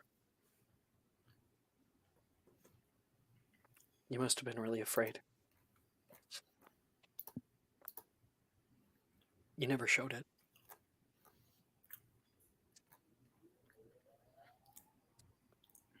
The only thing I ever had to fear was fear itself. Apparently I read that in a book somewhere. Your present is... just grab it. The Magician in reverse. The Magician in this position is a reminder that desire for control can be stifling or even disruptive. In this case, the inclination to plan is almost solely motivated by fear. Even the best laid plans can be upended, but it's still possible to move forward after stumbling. Beware of subtle manipulators who seek to wrest control of your fate out from your own hands. I have a weird feeling that soon you'll be making a lot of plans. I don't know, just a weird gut feeling. And if you continue on your current path... Oh! Hey! Look at that. He finds the lovers upright. Suppose you'll be finding somebody too. Maybe yourself. Possibly both. One could dream. I do, often. All right. So many That lovers is cards. Divinations class. Meredith, you rush out after Gemma. She is currently crying and barreling down the stairs. Gemma! Leave me alone, Meredith! No! You kind of stop her in a hallway nearby. She whips around toward you. And she's currently, like, crying heavily. It was always just gonna be like this. No, it's I'm not. gonna die. No. You saw the cards, and I know that you're good at this stuff. You saw the two other ones. Would I say that the third doesn't matter? Of course it does. Death. Death is coming. I'm not gonna let it, okay?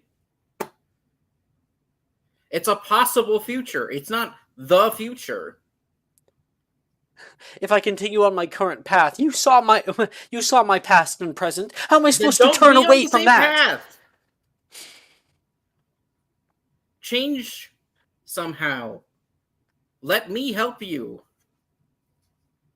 I don't know how to be anything but what I always have been. Ask your brother. No. Talk to him. Ew. I talked to him this morning, actually. You clearly care about him. You're just lying to yourself about it. When I was doing the cards, his face showed up in my head. Why would that be?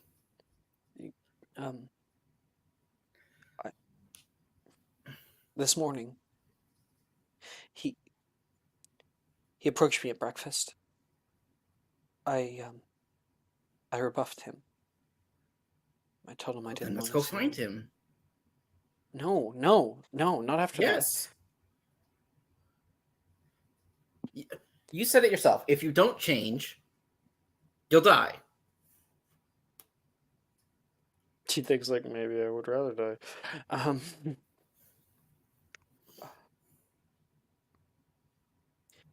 It's Okay. all right, Okay. Gemma. I'll try.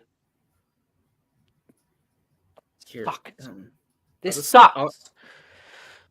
Yeah, I'm just gonna step closer and like pull down the like robe sleeves just a bit to start cleaning her up a little bit. What are you doing? I'm cleaning you so you don't look like a mess in front of your brother.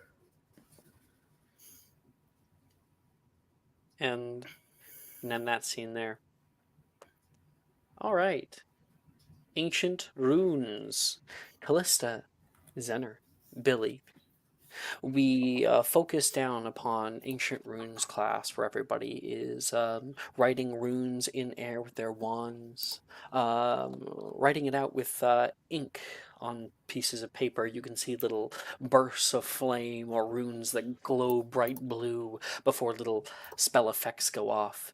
And you three get to attempt 2 of any spell that is available to you with wisdom instead of the usual modifier. We do this by using /special attempt. Alternate casting is always false. Unless you have a very special wand.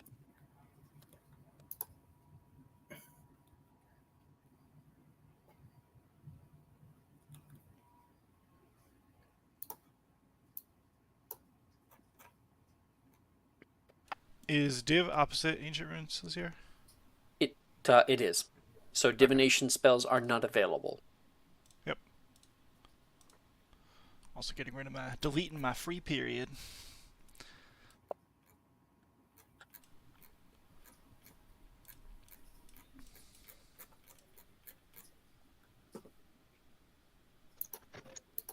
I have my first one ready. All right. I successfully researched Langlock before. Do I need to do anything special, or will it already roll at advantage? It should roll at advantage. Okay. I mean, I hope so when it comes to alternate casting. 18. Yeah, it rolled at advantage. Yep. 18, that's a great roll.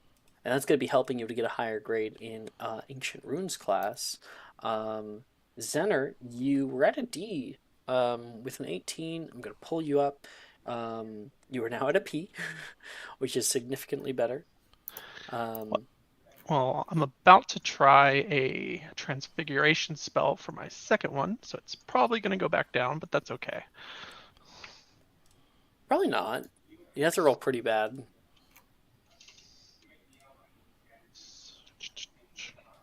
Special class, Ancient Runes, false. Sagittario. That's a success. Oh, yay. 11. Yeah. You've done fairly well. Who have you been practicing with? Why are you better this semester? Probably with Darcy, because we've had a lot in common. She's on the Quidditch team. I'm on the Quidditch team. I've been getting to know her more recently, so. You guys been doing like flashcards and shit. Yeah. What does Uruz mean? She puts it up, and you're able to. We have that little flashback of you like recounting the symbology of different runes. And like different runic combinations as well. You're starting to get it, and it's paying off. Sagittario is a great spell. Casting it out in class, a floating green glowing arrow is conjured in the air, and you like select a target in your mind, and you can see the arrow immediately move toward that person. Whoa, okay. Try to pull that away. Yeah, oh no, I don't want to hurt anybody. Yeah, after oh god. You can aim it up toward like the metal chandelier and send it off, and everyone can hear like a little pating. I'm excited. And is Darcy in this class? I will double check. I think Darcy might be in Div, but I'll see your class list. Third year, Darcy. Divinations. Okay. I'll wait until I have a class with her.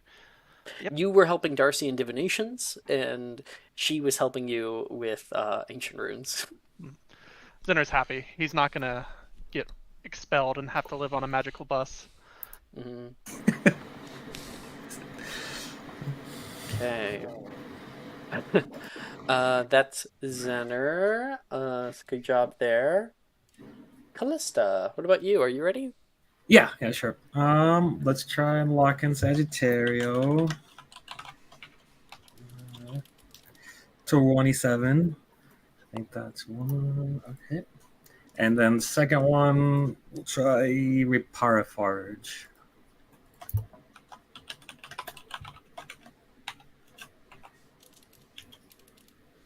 Another 27.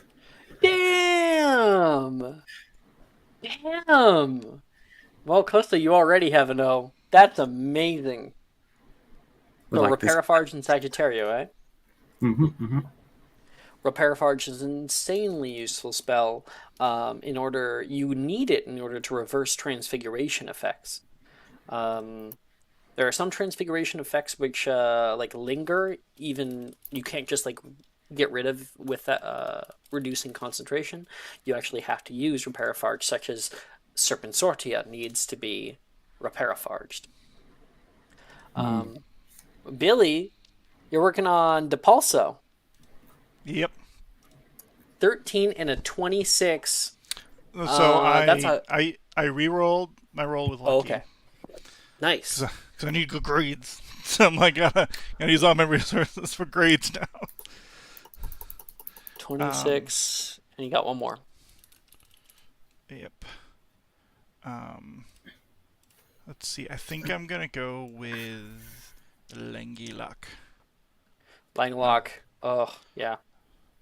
Now that we can cast it. Great spill.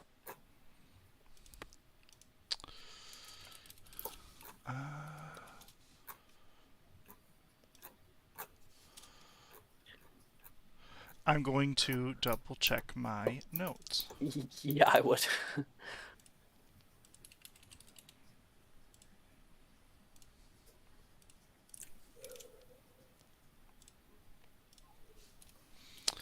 Special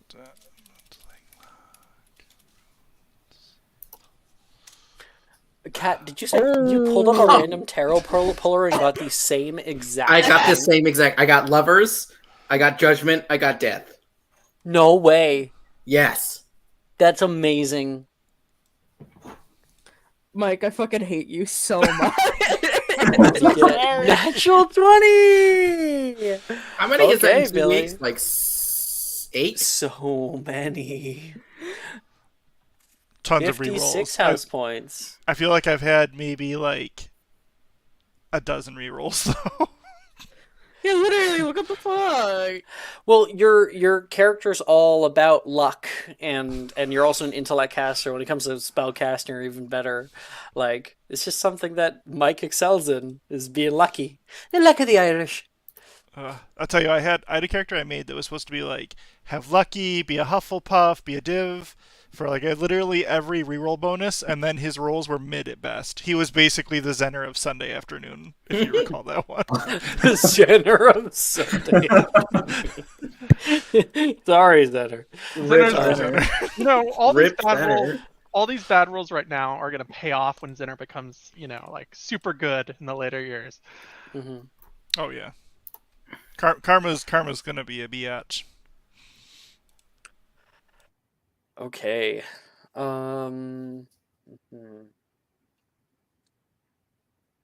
Here, because we spent a little bit of time on that divinations class, we're going to have this happen. We're gonna have where the fuck?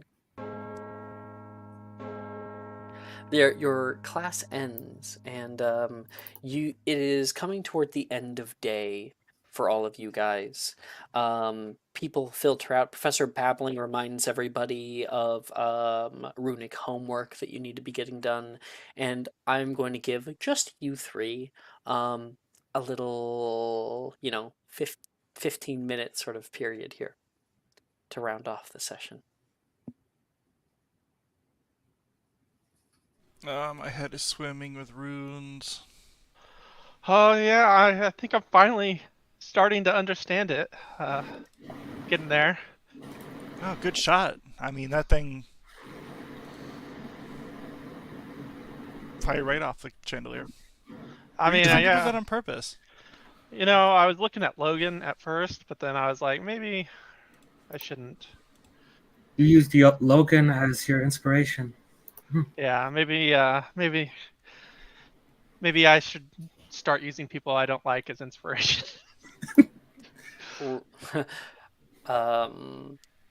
Coming up from behind you, the Peels are in this class except for Logan. So Sam and Sally are walking past. They say, Logan's not all that bad. He's just really annoying.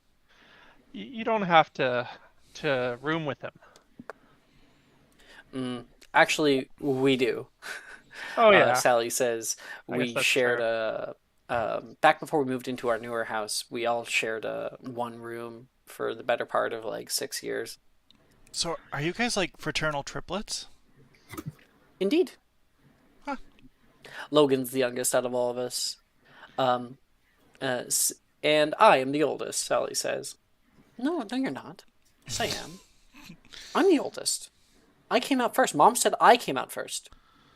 Mom lied to you. Logan told me he was the oldest. The two of them laugh. It's probably true then.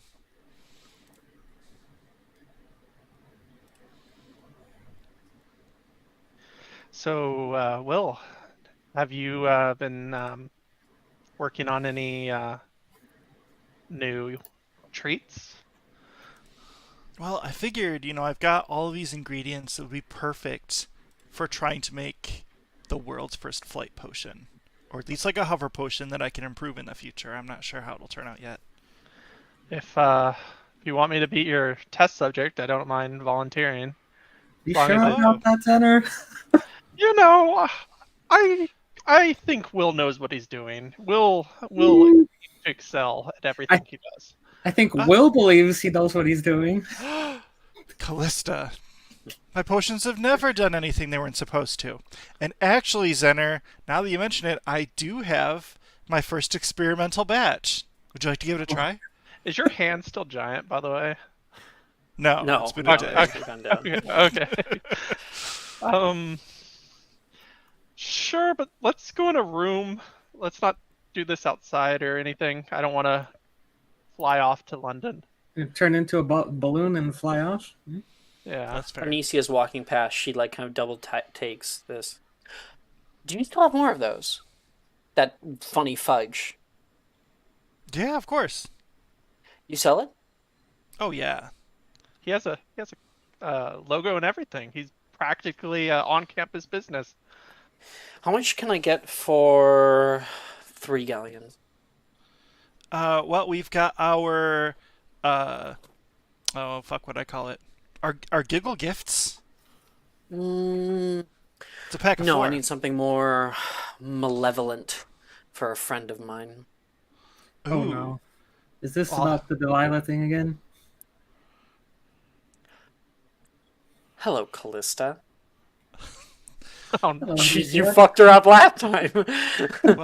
well, I have to tell you, Ernesia, if you combine the 2 candies together, it's quite a fun show. And this box gives you 2 of each for 3 galleons. I'll take the lot. Callista, watch where you're heading in the hallways. Looks like you made an enemy, Callista. Is that your rival? Her? Nah. Any downtimes done toward Ernesia are done at disadvantage for you. Like we'll bond with her. Spicy. So yeah, well I'll be your test subject if you want me to try. Right What's this the worst way. that can happen? I think there's an. Are we going? We normally be heading to dinner soon, right? Yeah. And which floor are we on? So you guys were just in Ancient Runes, which is done in the southeasterly tower of the Oxford building. So you are on the 4th floor. Yeah, I think there's an empty classroom on the 2nd floor we can borrow. Should we just go to the room? That is true. The secret You guys room? do now have a very special secret room that's just a few floors below you. Oh yeah, Sure. yeah, for sure then. Sure. If we're close enough. I'm trying to think a little too logistic brained and not narrative brained. Yeah. Like, we can go exploring if you guys want. That's perfectly fine, but yeah. You do have a dedicated room. The club room. The club room. Let's go in there. There's a ceiling in that room, right? Okay. Yep. I forgot to add that this painting Shen made is in that room. So Ooh. Oh, okay. We'll add that in Awesome. right now. You guys all together enter into the abandoned wing, just as you saw it before, except there is a new addition. Where did you put it? Over the mantle, on one of the walls, on the, like over by the stairs? Where? probably over by the stairs. You can see something that has been placed up with like little ribbons and decorations that surround the edges of it. You walk over and can see a painting of all of you. All of Shen's friends close together. She really captured the essence of everybody here. Wow. What a wonderful picture. Did you do this, Will? Me? No. Shin probably did it because she found this room. Yep. Who knows Wait. who's in the jar? The pink ribbons give it away. Is that the Santa in the background staring at me? No. No. Zinner's just being paranoid. He sees like a piece of grass and thinks it's the Santa. Oh my Some God. little red blob in the back. Yeah. You really were on the naughty list. You know, like Is the painting's not animated, is it? Yes, it is. Oh, okay. Okay, what kind of treat is it? Is it fudge? No.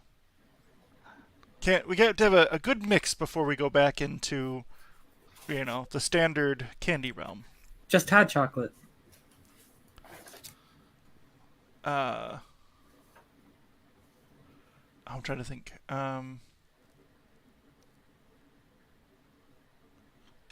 Rhymes with what's a candy that starts with F? F. Fudge. Well, aside from fudge. Taffy. Pop. Soaring suckers. I was thinking blow 'em up lollipop, but that works. Well, I don't try to blow people up. This one's like not so much a prank. You know, like how Weasley's has their like set of like prank things that make people sick, but then they also have potentially genuinely useful goods. True. Mm-hmm. I'm trying to make a potentially slightly useful good. Oh, that allows people to fly? Float, fly. I don't know quite what'll happen with this potion. Okay. Because when you told me it, I was picturing me just inflating like a balloon and have no control over it. But... Just like in Willy Wonka. Well, you never know. But also spongify. All the ground becomes like a big trampoline. That's the worst Just that in can case. happen. And he hands you what appears to be a light blue lollipop with the. I have an idea. Yeah. I just have a flavor, like a narrative idea. Will's like getting on some kind of like suit. You're like, what is he doing? It's like a hazmat suit. Pulls out the casing for it. Pops off one side, pops off the other, takes off the lid, and like dry ice sort of steam is coming down off of it. You with your big gloved hands grab a forceps and like pick it up. Hand over a lollipop. Heisenberg from Breaking Bad. This is just a precaution. I mean, what kind of idiot wouldn't wear proper PPE when working on new potions? Mm-hmm. Is it safe? You've learned from your mistake. Is it safe to touch? Oh yeah, for sure. But he's gonna still hand it to you with the forceps. Oh yeah, for sure. Go ahead. Here you go. I'll touch it. Do I die? The touching probably fine, but the candy itself is like a little light blue sphere with what appear to be little tiny twinkling sparkles of some sort. Okay. Did you complete it, Mike? Did we roll? No. This is I've had one success, so I'm expecting hilarity. Awesome. Okay. 1 second. The color's not quite right, but we can always fix that in post-production. Yeah, I mean, sure. I'm sure I'll be fine. Zinner takes a look around the room. There's nothing like sharp he could land on, right? I know this floor is spongified, but there's not like a javelin or something in the room. Or like a fire poker. A javelin or a fire poker? Like he's expecting to float up. He doesn't want to like land on anything sharp when he... Oh no, you're just like in the main area. There is a fire poker, but it's on the other side of the room. You're good. It's a very wide open area with just marble floors that have been spongified. Okay. And walls and ceiling. Zinner will just plop it in and start eating it. Okay, so I want you to, because there's only been one successful roll here. Oh, what was the roll? The roll was a... Oh, what was the roll? I rolled it in 19, rolling. I believe. That was recorded. I thought that was good. Like that for like a first roll for something.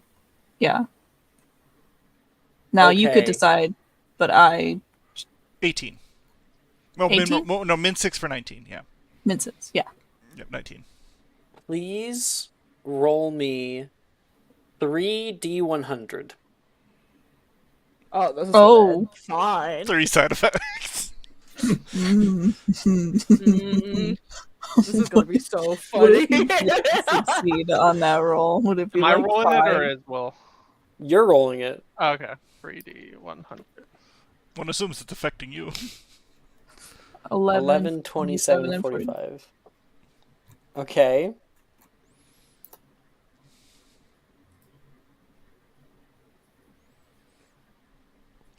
This tastes good, Will. This is probably the best candy you've made so far, and I don't see anything happening. Is it like a sweet or sour? Fireball, fireball, fireball, fireball. Oh, it may have a little bit of a delayed effect. Oh, my stomach is gurgling, though, all of a sudden. Bro, Oh, that bubbly perfectly guts. normal, perfectly normal. Please roll me one more D100. Oh, no. Oh. Oh no. Oh, no. Hi. Oh, that's 91. Is this the wild Okay. search table? I hope not. All right. Wild splurge table. No. Okay, so Get pretty wild, that table. you take this thing, put it in your mouth. Your stomach gurgles. What the? And then your vision begins to blur a little bit, and you can feel your stomach suddenly lurch inside of your chest, pushing you forward. Zener goes. Sorry, it was Zener, right? Not Calista. Yeah. Yeah, Zener. Zener goes flying across the room sideways. I Hit can't the see. side wall, boing, bounces off that wall, bounces down, and he kind of goes bouncing around the room, boom, boom, boom, boom, boom, boom, way too strong. So lucky that everything is spongified. You didn't think to spongify the ceiling, however.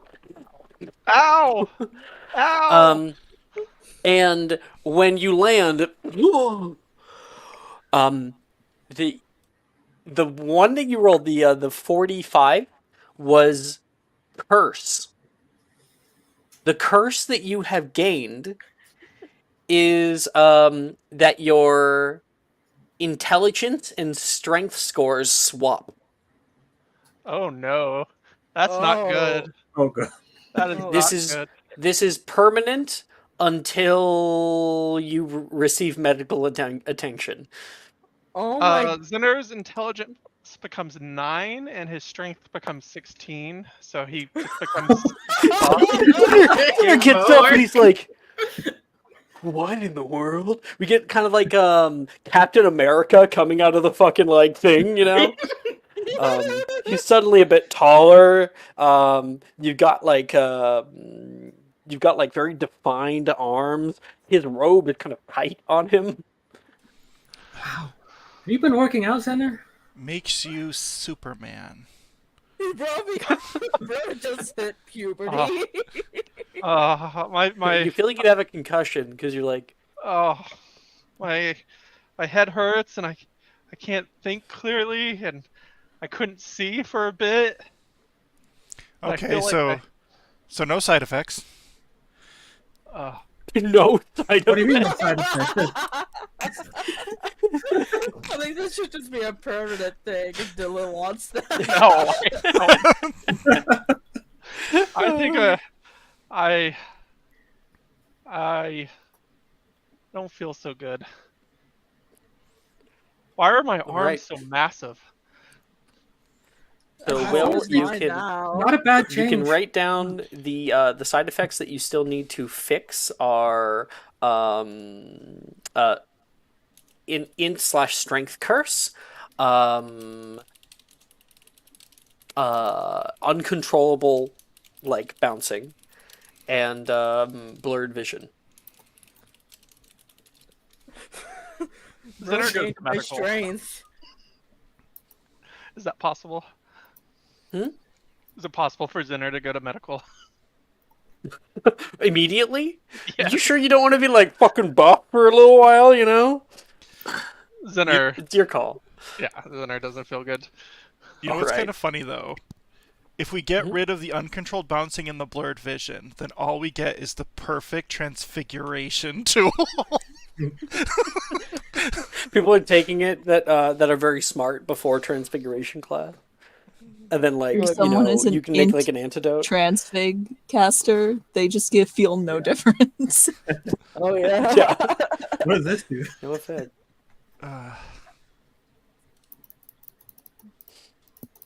All right. So that is the conclusion of Will's craziness. Where I would normally end the session, we wanted to do one more thing.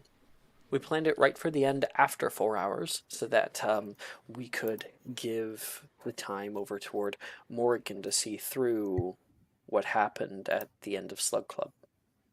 Morgan, it's currently dinner time. Morgan would have waited. Perhaps told people that she forgot something in her room and waited for everyone to vacate the Ravenclaw Tower. Mm-hmm.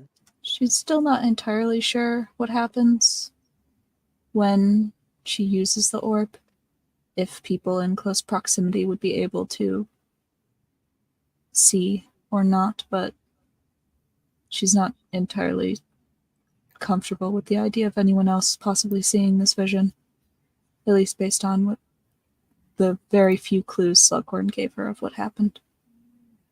You step into the common room, a bit different ever since you learned that people had died here, a bloody death. The common room has covered in beautiful azure tapestries, wallpaper, even velvet couches. There's a statue of Rowena Ravenclaw and a big compass that has been etched into the floor. Library is nearby. Stairs that curl left and right up toward your dormitories. You sit onto the ground, onto your knees, put your stave down and take up the little orb that hangs from it and place it in front of you, and it will unfurl. Inside, a beautiful, glowing yellow stone. You can hear a melody wafting through the air. Voices that speak untold stories from within. And you take it into your own hands. It is cold to the touch. Cold as the night sky. You roll it between your fingers and can feel its power humming into your own being. It's like you can perceive lines stretching on forever, strands of fate, a web that you can look through and into. So much here that is at stake. Alright, Morgan. Make me a divination plus wisdom check.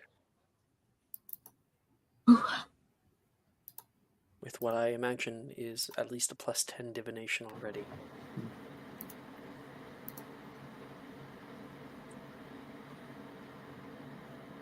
Yep.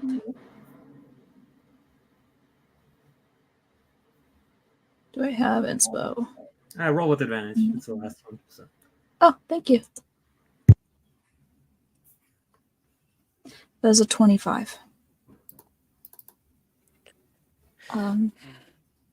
She reaches her hands out and kind of puts them on either side of the orb, not touching it, but just kind of holding it there, almost like it's cradling it, but in the air.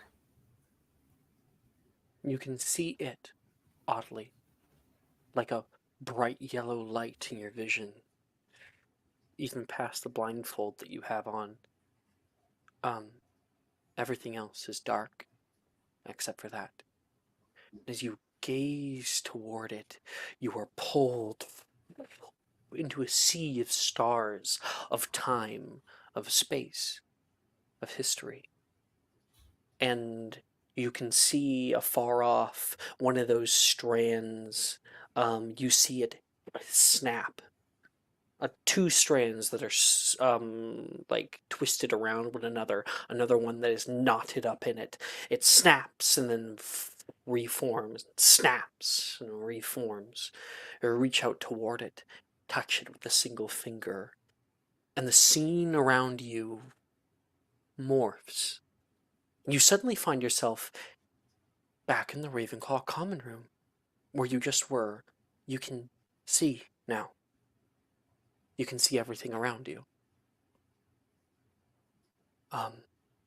But the common room is not as well laid as before. Chaos has reigned in here. Books scattered in haphazard piles, hinting at a hurried search or a rapid departure. And then you notice somebody you didn't quite expect. Somebody you have heard of since entering into the Wizarding World, seen pictures of.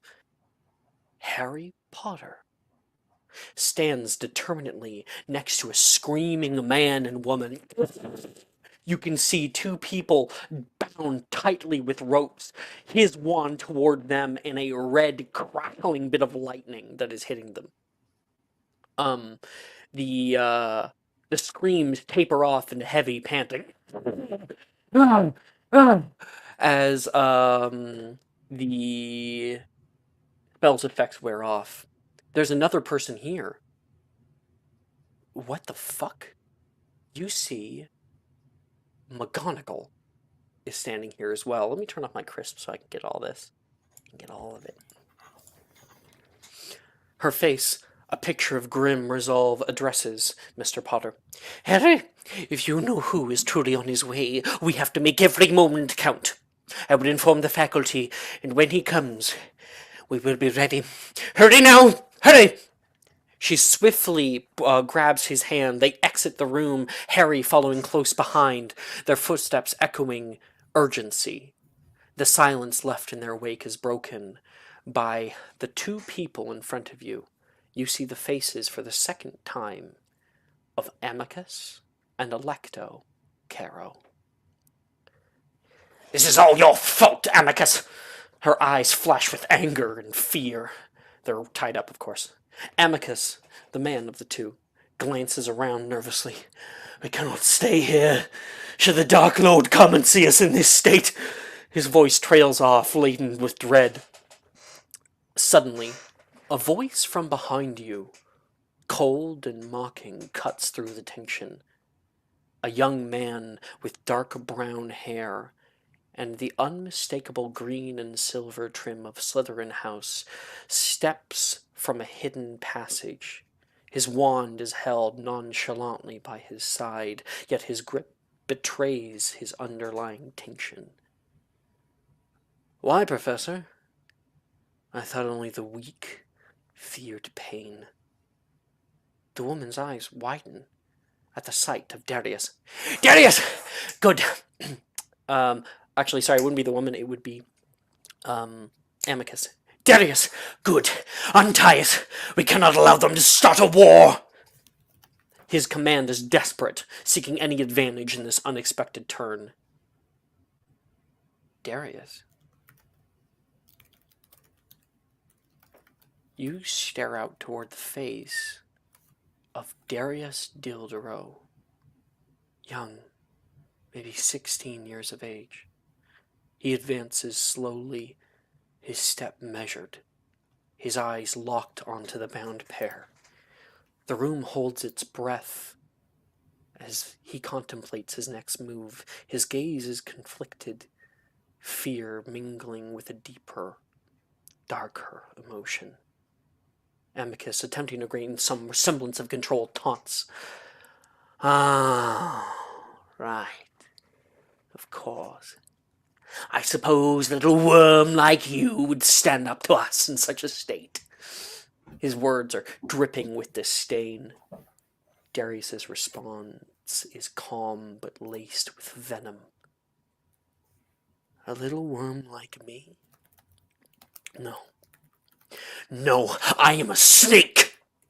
Ready and waiting to strike! His voice, though quiet, carries a weight that fills the room. He points his wand toward them, and the woman looks at at her brother and says, "Strike! Strike! What are you going to do with that? Why, you could never cast a single unforgivable, even when you wanted to. Even if you wanted to. Even against us," the man says. He stands there with the wand pointed at them, his hand shaking. "We're the ones at your mercy, and yet you're still not powerful enough. You're still just a scared little boy. You would never have the guts to do it, nor the skill." Darius, his face showing doubt, admits softly, You're right." He seems to shrink slightly under the weight of her words. And then she says, "Good, now cease this foolishness. Untie us and..." Darius, he cuts through her words. His posture straightens, dark determination replacing this earlier bit of defeat. "You're right. I never could cast the spells you subjected me to. I was never one for curses, but I would never make it so painless." The room is steeped in palpable tension. Darius's voice fills the space with newfound authority. "Darius," Amicus says, a hint of fear creeping into his voice. "Darius, don't..." But her words are cut off as Darius thunders, "Transmogrify!" The air crackles with energy of the spell, leaving everyone in suspense. You can hear the high-pitched ringing as bright green light shoots out of his wand, hitting the two of them. You can see their chests and bellies kind of rise. You see the veins in his neck pop, and their faces go red, and you can see their insides being churned within them. Darius holds his wand there, and then you kind of get a remembrance of when Darius cast Crucio on the little... Wait, did we do that yet? I don't know if we did. No. I don't think so. That's fine. That's coming later.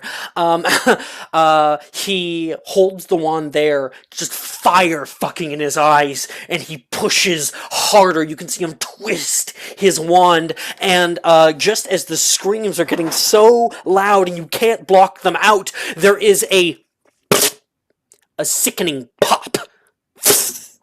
Darius's face covered in the blood of your father and his sister. He holds his wand there, breathing heavily, and then you can hear the words, "Darius?" He turns his head to the side. His wand drops out of his hands, clattering to the floor. Standing in the doorway, holding the door, shocked, McGonagall. He looks terrified. And you go flying back downward. You can feel something take you, like the ground beneath you is pulled out from under you. There is more.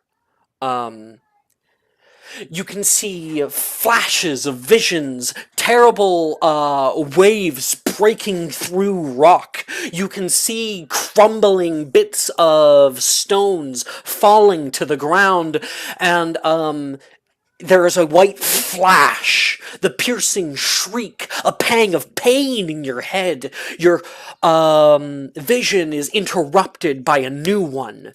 Scuttling hairy legs, many eyes. You try to stop yourself from seeing. These eyes glistening with feasting bloodlust. "Anicia!" You can hear someone yell. and you can see Ernesia's face hitting the ground, rain coming down, muck and dirt. She tries to crawl herself forward. You can see she's trying to scramble, trying to grab her wand nearby, but is suddenly pinned by the carapace of a large creature. That two glistening fangs sink their way into her back. She doesn't scream. All air pushed out of her lungs, but there is a scream you can hear, just not from Arnesia, but from another. Gemma. Ah! Run! You can hear someone else yell, and you jolt back up.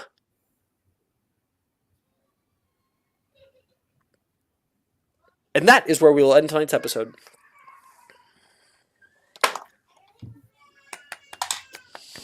Okay. Oh boy. That was intense. Thank you. I love witnessing that vision again. All right. Thank you guys so much for playing for today, and that's where we'll end it. Thank you, stream, for anybody watching. Good night. Bye.